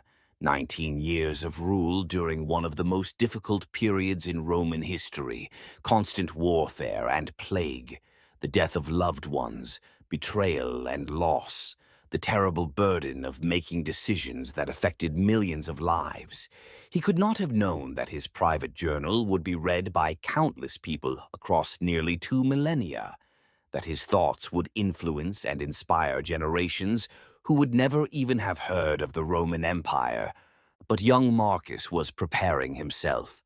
He was learning that virtue was the only true good, that we must distinguish between what we can control and what we cannot, that we are all part of a larger whole and have duties to each other, that we must accept fate rather than fight against the unchangeable nature of things. He was developing the mental habits and practices that would sustain him through the darkest times of his reign. He was becoming, slowly and with much effort, the person he needed to be. We too cannot know what awaits us. We face our own challenges and uncertainties, our own losses and disappointments, our own difficult choices. The specifics differ from person to person and age to age, but the fundamental human predicament remains the same. We all must find ways to live well in the face of difficulty. We all must develop the strength and wisdom to meet whatever fate brings us. We all must try to be good even when being good is hard. Marcus Aurelius shows us that this is possible, not easy, not guaranteed, but possible. Through study and practice, through constant self-examination and correction, through commitment to virtue over vice, we can develop the character we need to face whatever life brings. We can learn to distinguish between what matters and what does not. We can find peace not in controlling external circumstances, but in mastering our own responses. We can live with purpose and dignity regardless of what happens to us. The philosopher Emperor is long dead. His empire has fallen. The people he ruled have been dust for centuries. The wars he fought are ancient history. But his words remain. His example endures. And the questions he asked are still our questions. How should we live? What truly matters? How can we be good? How can we maintain our humanity in the face of forces that threaten to dehumanize us? How can we find meaning and purpose when everything is transient and will eventually be forgotten? Marcus offers no easy answers. What he offers instead is a way of approaching these questions, a framework for thinking about them, a set of practices for living with them. He offers the example of someone who tried, who fell short, who kept trying anyway. He offers the wisdom that comes not from perfect achievement, but from honest struggle. He offers, in the end, himself, a human being trying to live well in a difficult world, succeeding and failing and never giving up the attempt to be better. Perhaps that is enough. Perhaps that is everything. To know that the struggle to live virtuously is worth the effort. To understand that we are not alone in that struggle. That others across time and space have faced the same challenge. To recognize that every day offers a new opportunity to choose virtue over vice, wisdom over folly, courage over cowardice. To accept that we will fail sometimes, but that failure is not final. That we can learn from our mistakes and try again tomorrow. To find in philosophy not escape from life's difficulties, but resources for meeting them with dignity and grace. This is what Marcus Aurelius teaches us, not through arguments and proofs, but through the example of his life and the honesty of his private thoughts. And if a man burdened with the weight of empire, facing plague and war and endless tragedy, could maintain his principles and try to be good, perhaps we too can find the strength to do the same in our own lives, with our own challenges, in our own time. The call to virtue is eternal. The choice to answer it is ours. To truly understand what Marcus Aurelius accomplished, we must understand what it means to practice philosophy, rather than merely study it. In our modern world, philosophy has become largely an academic discipline, something studied in universities, debated in journals, discussed at conferences. Philosophers are scholars who analyze texts and construct arguments. This is valuable work, but it is not what philosophy meant in the ancient world. For the Greeks and Romans, philosophy was a way of life, a set of practices aimed at transforming the person who engaged in them. The Stoics, in particular, emphasized that philosophy should be practical. Knowing the right things was important, but far more important was doing the right things, being the right sort of person. Philosophical study was preparation for philosophical living. You learned about virtue not to be able to define it correctly in an exam, but to actually become virtuous. You studied logic not to win debates, but to think more clearly about real problems. You contemplated death not to become morbid, but to appreciate life more fully, and to lose your fear of the inevitable. Marcus Aurelius exemplified this approach to philosophy. His extensive education in rhetoric and philosophy was never an end in itself. It was always aimed at the practical goal of living well and ruling justly. When he wrote in the Meditations, he was not trying to contribute to philosophical theory or win arguments with rival schools. He was working on himself, examining his own thoughts and behaviors, reminding himself of principles he already knew but found difficult to maintain in practice. Consider his daily routine. As emperor, Marcus would have been awakened before dawn by servants. Before attending to the countless demands on his time, he would take time for philosophical reflection. He might review Stoic principles, read passages from Epictetus, or write in his journal. This was not procrastination or self-indulgence. It was preparation, steeling himself for the challenges the day would bring, reminding himself of what truly mattered before he had to face people and situations that would test his principles. Throughout the day, Marcus practiced what the Stoics called prosoche, or attention. This meant maintaining constant awareness of his own mental processes, catching himself when negative emotions arose, examining his impressions before accepting them as true. If someone insulted him, he would pause before reacting, asking himself whether the insult really harmed him or whether it was just words that could be ignored. If he felt anxious about an uncertain outcome, he would remind himself that the outcome was not within his control and that anxiety served no useful purpose. If he felt tempted by something that would be pleasurable but not virtuous, he would recall that virtue alone is good and that temporary pleasures are not worth compromising his principles. This constant vigilance must have been exhausting. It is far easier to simply react to events, to let our emotions carry us along, to do what feels good in the moment without thinking about whether it is right. But Marcus understood that this kind of mindless reactivity leads to a wasted life. We become puppets of our passions, slaves to circumstances, tossed about by every change in fortune. True freedom comes only from taking control of our own minds, from choosing our responses rather than being controlled by them. In the evening, Marcus would practice another Stoic exercise, the examination of conscience. He would review his day, considering how he had acted, whether he had lived up to his principles, what he could have done better.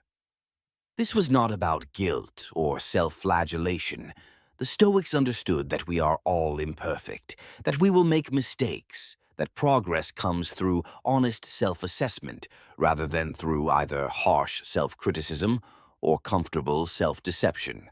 The goal was to learn from mistakes and do better tomorrow, while also acknowledging and appreciating when one had acted virtuously. Marcus also practiced negative visualization, imagining potential losses and misfortunes. Before going to bed, he might contemplate his own death, reminding himself that this could be his last night alive, that tomorrow is not guaranteed. He might imagine losing his position as emperor, being overthrown or assassinated. He might think about his children dying, his friends betraying him, his empire falling apart. This might seem like a recipe for anxiety, but for Marcus it was the opposite. By contemplating these possibilities calmly, by accepting them as part of life's natural uncertainty, he robbed them of their power to disturb him. When actual losses occurred, he was psychologically prepared, having already worked through his responses in imagination. These practices were not unique to Marcus. They were standard Stoic exercises that any serious student of the philosophy would have performed. What is remarkable is that Marcus maintained them despite the enormous demands on his time and energy. As emperor, he could have justified neglecting his philosophical practice. Who would have blamed him for being too busy, too stressed, too overwhelmed by responsibilities to spend time on meditation and reflection? But Marcus understood that these practices were not luxuries he could afford only when time permitted. They were necessities, the foundation that made everything else possible. Without them, he would have been lost, unable to maintain his sanity and humanity in the face of imperial pressures. The four cardinal virtues of Stoicism, wisdom, courage, justice, and self-control, were not abstract ideals for Marcus Aurelius, but practical guides for daily action. Each virtue had specific applications in his role as emperor, and we can see evidence of all four throughout his reign. Understanding how Marcus practiced these virtues can help us think about how we might cultivate them in our own lives, adapted to our own circumstances and challenges.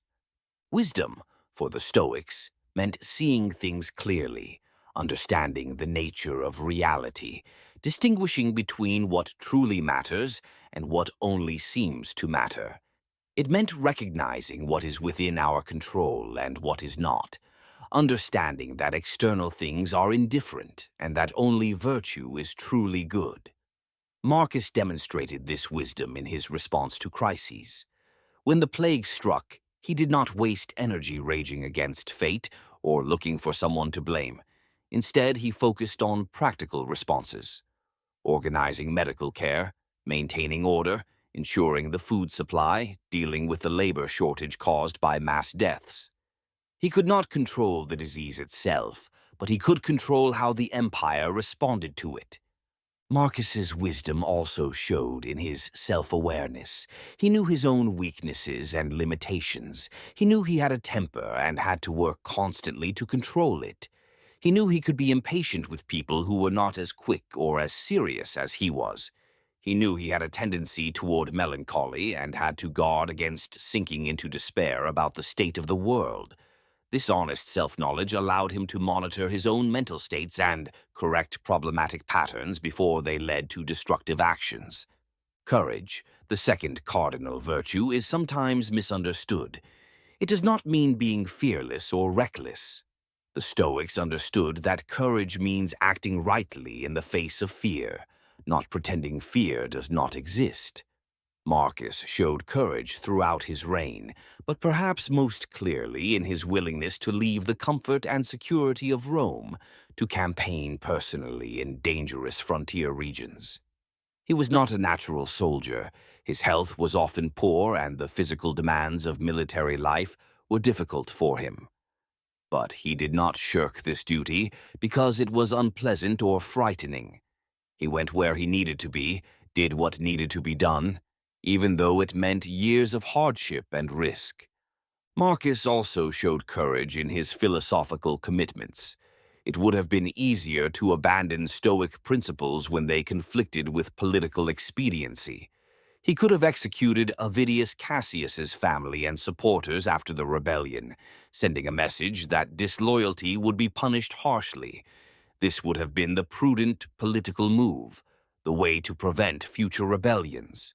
Instead, Marcus chose mercy, risking his own security to act in accordance with Stoic teaching about justice and the common humanity of all people.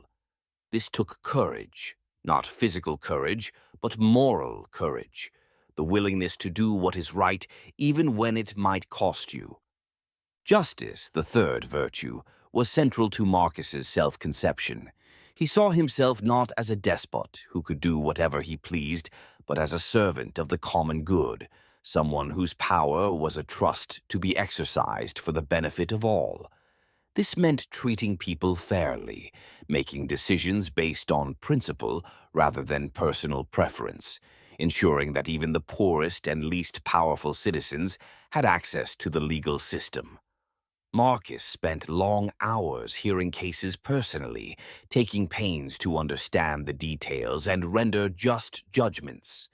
He reformed laws to be more humane, particularly regarding slaves, women, and children.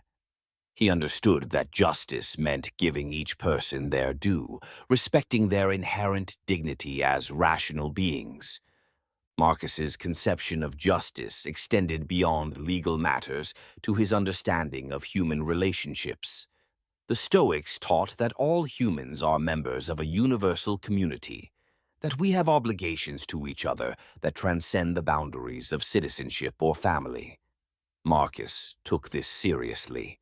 When he dealt with barbarian tribes, he tried to be just even to Rome's enemies, offering fair terms of peace, honoring agreements, showing mercy to the defeated.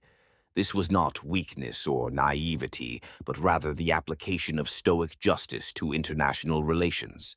Even people who had invaded Roman territory and killed Roman citizens were still human beings deserving of fair treatment. Self-control, the fourth virtue, was perhaps the one Marcus struggled with most visibly, at least in his own self-assessment.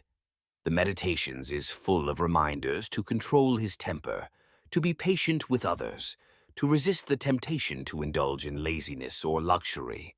Yet, this very struggle demonstrates genuine self-control. It would be easier to simply give in to impulses, to let anger guide responses to provocations, to seek comfort and pleasure rather than doing what is right. Marcus resisted these temptations not because he lacked them, but because he had developed the strength to overcome them. Self-control, for the Stoics, did not mean having no desires or emotions, but rather not being controlled by them, maintaining the ability to choose virtuous action even when passion pulls in a different direction. In his personal life, Marcus practiced self-control through his simple lifestyle. Despite having access to every luxury the ancient world could provide, he lived relatively modestly.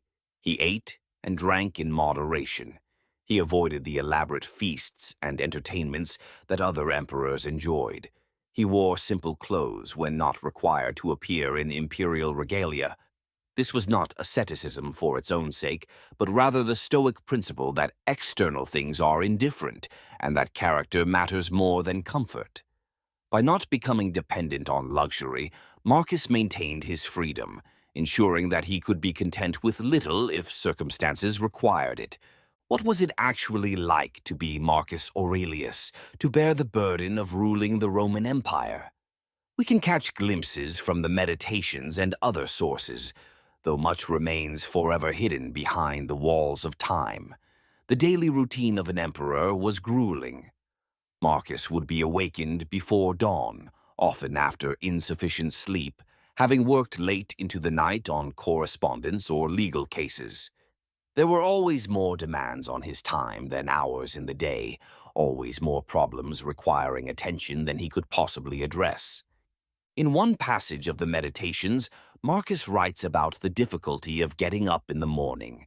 He imagines his body complaining about having to face another day of work, arguing that it would be more pleasant to stay in bed. But then he reminds himself that he was born for a purpose, that he has a role to fulfill in the larger order of things, that he cannot simply opt out because the work is hard. This is not the writing of someone who found power easy or enjoyable. It is the internal dialogue of someone who has to actively motivate himself to face each day's challenges, who has to remind himself why the work matters when every fiber of his being wants to retreat into comfort and rest. Once awake and engaged with his duties, Marcus faced an endless stream of decisions. Some were momentous: whether to launch a military campaign, how to respond to a rebellion, whether to raise taxes to fund the army. These decisions could mean the difference between peace and war, life and death for thousands of people. The responsibility was crushing. No matter how carefully Marcus analyzed each situation, no matter how much advice he sought from counselors, he could never be certain he was making the right choice. He had to decide and then live with the consequences, including the consequences he could not have foreseen. Other decisions were smaller but still significant: whether to promote one official over another, how to adjudicate a dispute between two provincial governors, whether to grant a particular request for imperial favor. Each decision affected real people's lives and careers. Each decision set a precedent that others would cite in future cases. Marcus could not afford to be careless or arbitrary. Even when he was tired, even when the details seemed trivial, he had to give each matter his full attention and his best judgment. Then there were the legal cases. Roman emperors served as the final court of appeal for legal disputes throughout the empire. Citizens could petition the emperor for justice when local courts failed them. Marcus took this responsibility seriously, often spending hours hearing cases personally rather than delegating them to subordinates. He would listen to arguments from both sides, examine evidence, consider precedents, and then render judgment. He knew that his decisions would have lasting impact, not just for the parties involved, but for how law would be understood and applied in future cases. The human dimension of power must have been particularly difficult for someone of Marcus's philosophical temperament. He was constantly surrounded by people who wanted something from him, who approached him with calculated flattery or barely disguised fear. Genuine friendship was nearly impossible for an emperor. Even those closest to him had to be aware of the power differential that made their relationship fundamentally unequal. Could he ever be sure that people liked him for himself rather than for his position? Could he trust the sincerity of praise when everyone who praised him had something to gain by staying in his favor? Marcus writes in the Meditations about being prepared to meet foolish people, ungrateful people, violent people, treacherous people. This is not paranoia, but realism born of experience. As emperor, he dealt constantly with people who lied to him, who schemed against him, who pretended loyalty while secretly plotting rebellion. He had to make decisions about who to trust, knowing that trusting the wrong person could have catastrophic consequences, but also knowing that being too suspicious would poison all his relationships and make effective governance impossible. It was a delicate balance, one that required constant vigilance and frequently good judgment. The isolation of power was profound. Marcus could not simply confide in anyone about his doubts and fears. To show weakness or uncertainty could undermine confidence in his leadership. He had to project strength and assurance even when he felt neither. The Meditations served partly as a substitute for honest conversation, a place where Marcus could be completely candid with himself about his struggles and limitations.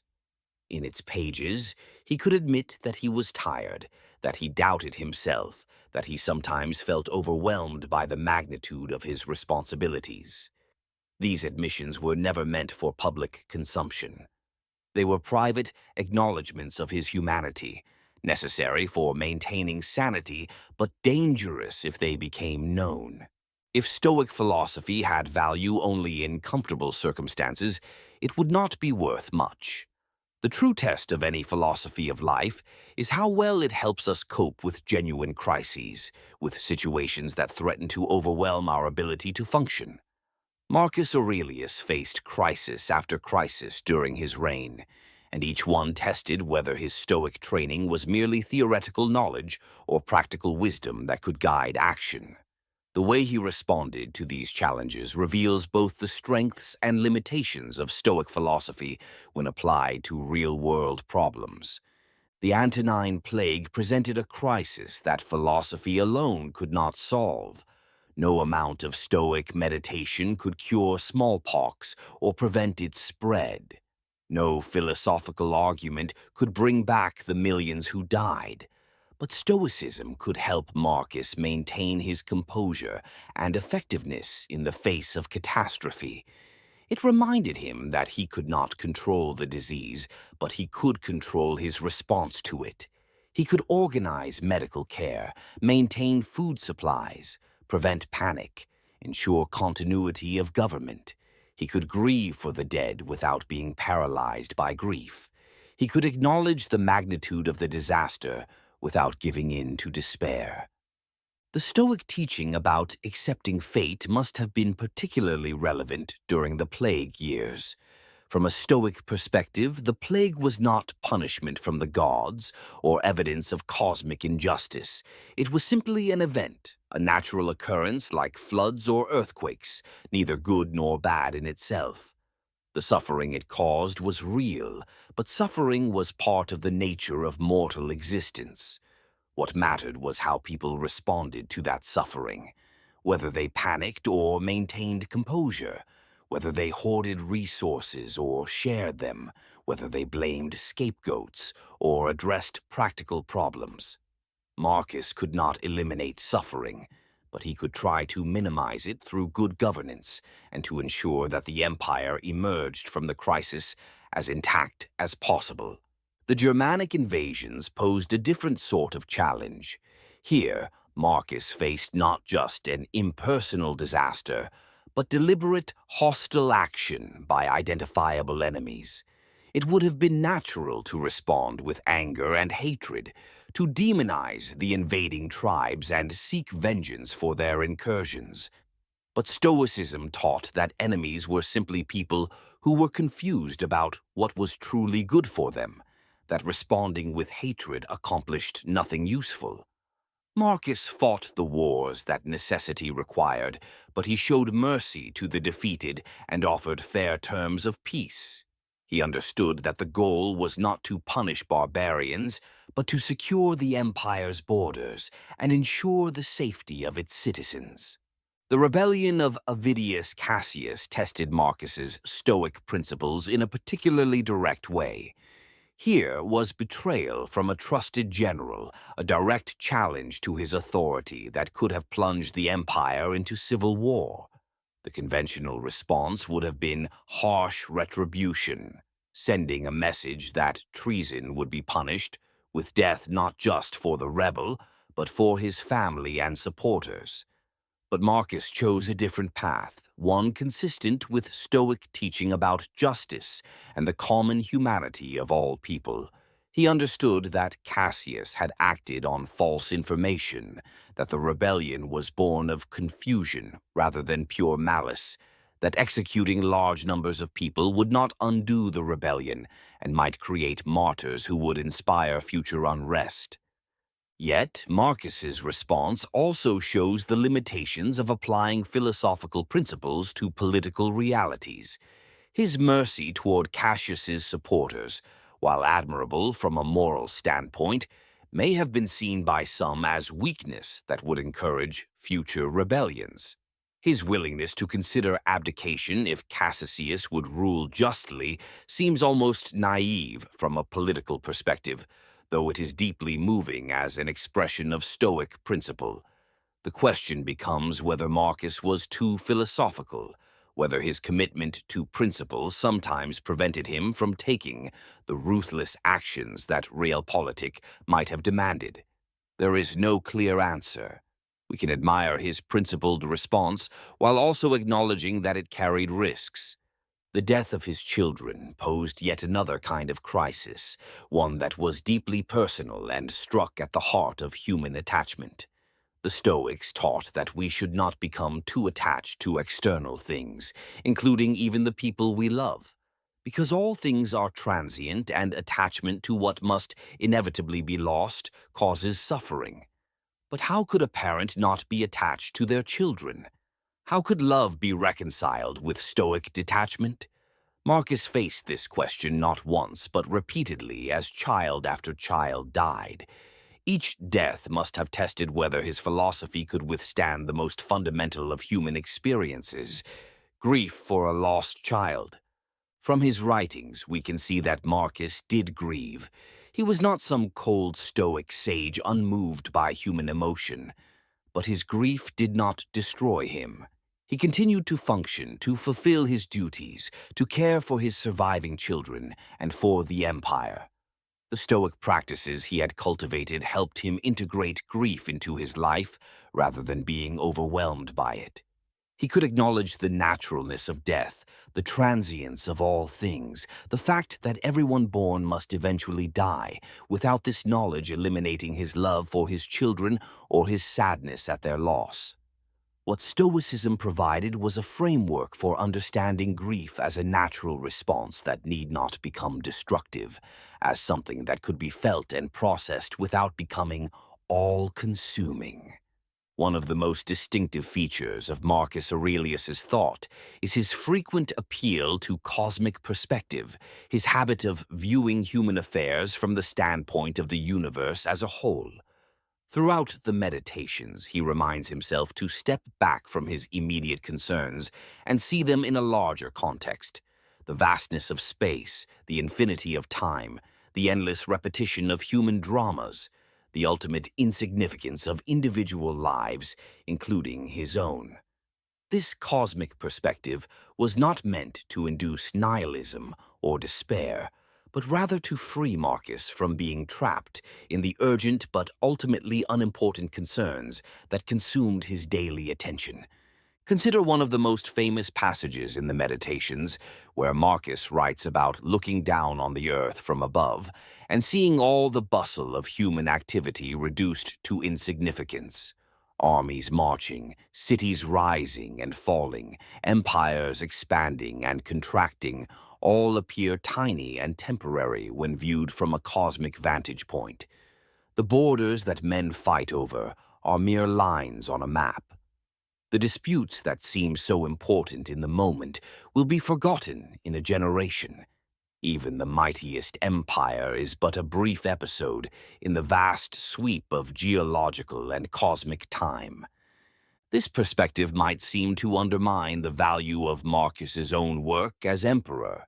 If everything is temporary and ultimately insignificant, why bother trying to govern well? Why not simply indulge in pleasure or retreat into private life? But Marcus draws a different conclusion.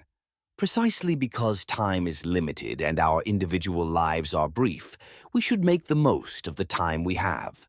We should fulfill our duties well, not because doing so will bring us fame or fortune that lasts forever, but because acting virtuously is the right thing to do in the moment. The transience of things does not make virtue less valuable. If anything, it makes virtue more valuable, because virtue is the one thing we can maintain regardless of external circumstances, the one achievement that is entirely within our power. Marcus also uses cosmic perspective to deal with his own fear of death. Like all humans, he must have felt some natural anxiety about the prospect of ceasing to exist. But by contemplating death from a cosmic viewpoint, he could see it as simply a change, no different in principle from birth or any other transformation.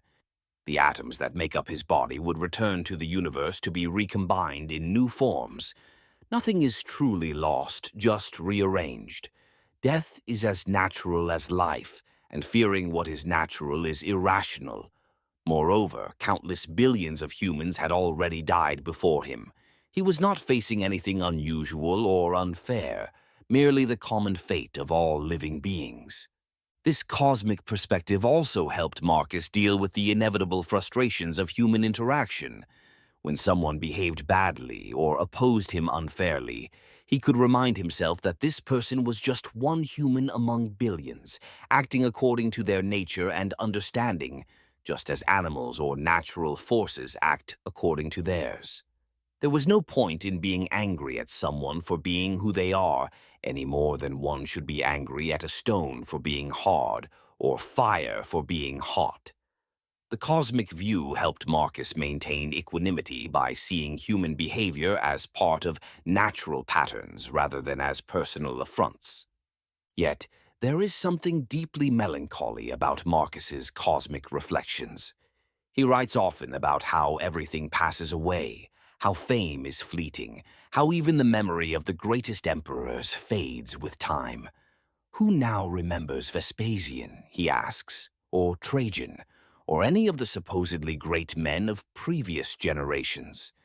Their names survive in history books, but the living connection to them as people, the memory of their voices and faces and personalities, is gone. And someday the same will be true of Marcus himself. The writings that we treasure will be forgotten. The empire he worked so hard to preserve will fall. The very idea that he existed will fade into obscurity. This meditation on mortality and transience serves a purpose in Stoic practice, reminding us not to take ourselves too seriously, not to become too attached to temporary things, not to waste our brief time on earth in pursuit of trivial goals. But it also reveals something about Marcus's state of mind. Here was a man who felt profoundly the burden of existence, who was acutely aware of suffering and impermanence, who could not take refuge in comforting illusions about personal immortality or ultimate meaning. He had to find a way to keep going despite this awareness, or rather to use this awareness as motivation to live well in the time that remained. To understand Marcus Aurelius fully, we must try to imagine the inner life behind the public role, the private person behind the imperial mask. This is difficult because the gap between a Roman emperor and ordinary human experience is so vast. Yet, the Meditations gives us a unique window into Marcus's thoughts and feelings, revealing someone remarkably relatable despite the extraordinary circumstances of his life. He worried about the same things we worry about, struggled with the same temptations, felt the same doubts and discouragements. The difference was the scale and consequence of his decisions, not the fundamental nature of his inner experience. Consider what it must have been like to wake each morning knowing that millions of people depended on your decisions, that any mistake you made could have catastrophic consequences, that there was no one above you to appeal to if you were unsure what to do. This was not theoretical responsibility, but visceral reality. When Marcus decided to launch a military campaign, real soldiers would march to war and real people would die. When he reformed a law, real lives would be affected for better or worse. When he appointed someone to high office, that person's character and competence would determine the welfare of entire provinces. The weight of these decisions must have been crushing. Marcus could never escape his role. Even in private moments, even in his own home, he was always the emperor. Servants attended to his every need, but they were not friends. They watched him, judged him, gossiped about him. Every word he spoke could be repeated, every action observed and interpreted. He could never truly relax, never let down his guard completely. The imperial persona had to be maintained at all times, projecting strength and confidence even when he felt weak and uncertain. Only in his journal could Marcus be completely honest, admitting his struggles and doubts to the one person who would never betray his confidence, himself. The loneliness of his position comes through in the Meditations. Marcus writes about being prepared to meet all sorts of difficult people, suggesting that genuine human connection was rare for him. People approached him with agendas, seeking favors or trying to curry favor. Genuine friendships based on mutual affection and trust rather than power dynamics were almost impossible. Even his closest advisors had to remember that they served at his pleasure, that crossing him could mean the end of their careers or worse. This inequality poisoned the possibility of the kind of open, honest relationship that friendship requires. Marcus's relationship with his family was complicated by his imperial role. He loved his children deeply, but he also had to prepare them for lives in the imperial household, with all the dangers and responsibilities that entailed. His daughters would be married off for political alliances, their personal preferences subordinated to dynastic needs. His son would inherit the throne whether he was ready or not, whether he wanted it or not. Marcus could not simply be a father. He had to be an emperor, raising future emperors and empresses, shaping them for roles that would consume their lives as his role had consumed his. The death of his children must have been particularly agonizing precisely because of this dual role. As a father, he grieved the loss of beloved children, the end of their potential, the severing of bonds of love. But as an emperor, he also had to consider the dynastic implications, the succession questions raised by each death. When his son, Marcus Annius Verus Caesar, died in 169, Marcus lost not just a child, but his intended heir, the person he had been grooming to eventually rule.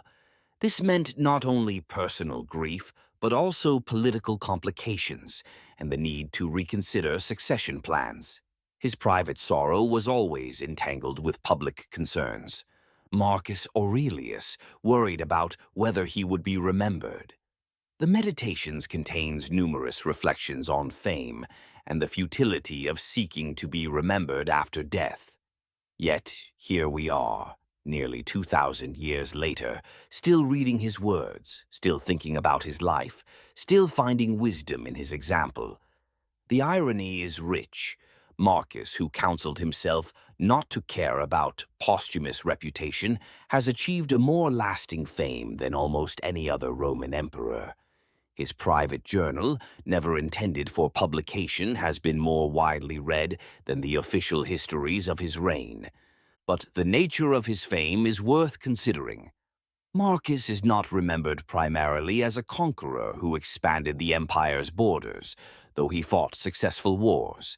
He is not remembered for architectural achievements or major legal reforms, though he made important contributions in these areas. He is remembered as the Philosopher Emperor, the man who tried to live according to his principles, the ruler who showed that power could be exercised with wisdom and humanity. His greatest legacy is not what he did, but how he did it. Not his accomplishments, but his character. This suggests something important about what endures. Military victories fade as borders shift, buildings crumble, laws are revised or repealed. But ideas and examples can persist across millennia, inspiring people who live in completely different circumstances. Marcus's thoughts about how to live well, how to maintain virtue in difficult circumstances, how to treat other people with justice and compassion, remain relevant because they address fundamental aspects of human experience that have not changed. We may live in a technological civilization that would seem like magic to a Roman, but we still face the same basic challenges: how to be good, how to deal with loss, how to find meaning in a universe that seems indifferent to our suffering. The Meditations survived through a series of accidents and coincidences that Marcus could never have predicted. The original text, probably written on papyrus or parchment, has not survived. What we have are copies made by Byzantine scholars in the Middle Ages who preserved the work because they valued its wisdom. The first printed edition appeared in 1558, bringing Marcus's thoughts to a wider audience. Since then, the Meditations has been translated into dozens of languages and published in countless editions. It has never been out of print, a testament to its enduring appeal. Different eras have emphasized different aspects of Marcus's thought. During the Enlightenment, readers appreciated his rationalism and his emphasis on self-examination. In the 19th century, his Stoic resignation appealed to those dealing with the social disruptions of industrialization. During World War II, soldiers and civilians facing existential threats found comfort in his reflections on courage and mortality. In our own time, when anxiety and depression seem epidemic, his teachings about focusing on what we can control and accepting what we cannot have found a new audience. Marcus has influenced countless people across the centuries. The French philosopher Montaigne studied him deeply. The English poet Matthew Arnold praised him. The American general George Marshall read the Meditations during World War II. The Chinese premier Wen Jiabao reportedly reread the work many times. Ordinary people facing ordinary struggles have found wisdom in Marcus's words, comfort in knowing that even an emperor struggled with doubt and discouragement, inspiration in his determination to keep trying to be good despite setbacks and failures. Yet we must be careful not to idealize Marcus or turn him into something he was not. He was a man of his time, accepting many things that we now find problematic. He tolerated slavery, though he worked to make laws regarding slaves more humane. He participated in the persecution of Christians, though his personal philosophy emphasized tolerance and universal humanity. He lived in a hierarchical society and never questioned the fundamental structure of Roman imperial power, even as he tried to exercise that power justly. He was, in short, a human being shaped by his historical context, not a timeless sage free from cultural limitations. The value of Marcus's legacy lies not in treating him as a perfect exemplar to be imitated in all details, but in recognizing him as someone who struggled with universal human challenges and developed tools for meeting those challenges. His Stoic practices, examining his own thoughts, distinguishing between what he could and could not control, maintaining perspective on setbacks, treating others with compassion, are transferable to different circumstances and cultures. We can adapt his approach to our own lives while recognizing that specific applications must change to fit our own situations.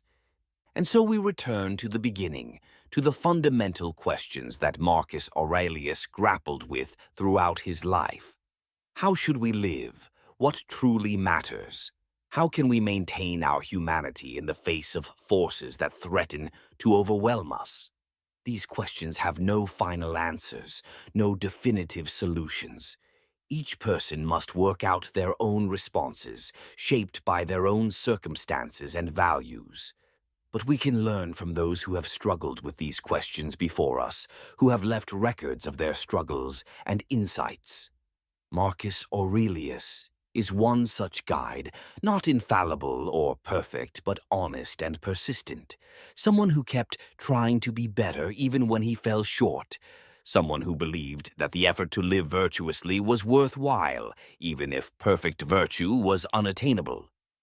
The call to virtue that Marcus heard nearly 2,000 years ago echoes still. It calls to us now in our own time, with our own challenges. Will we answer? Will we commit to the difficult work of living philosophically, of examining our thoughts and actions, of trying to be good even when being good is hard? The choice, as it was for Marcus, is ours alone. The circumstances we face are outside our control, but how we respond, who we choose to be, what values we commit to, these remain within our power. This is the wisdom of the Stoics. This is the legacy of Marcus Aurelius. This is the challenge that each of us must meet in our own way. If you enjoyed this deep dive into the life and philosophy of Marcus Aurelius, please like this video and subscribe to the channel for more philosophical explorations. Your support helps us continue creating these in-depth examinations of history's greatest thinkers. Thank you for listening, and may the wisdom of the Stoics guide you on your own journey.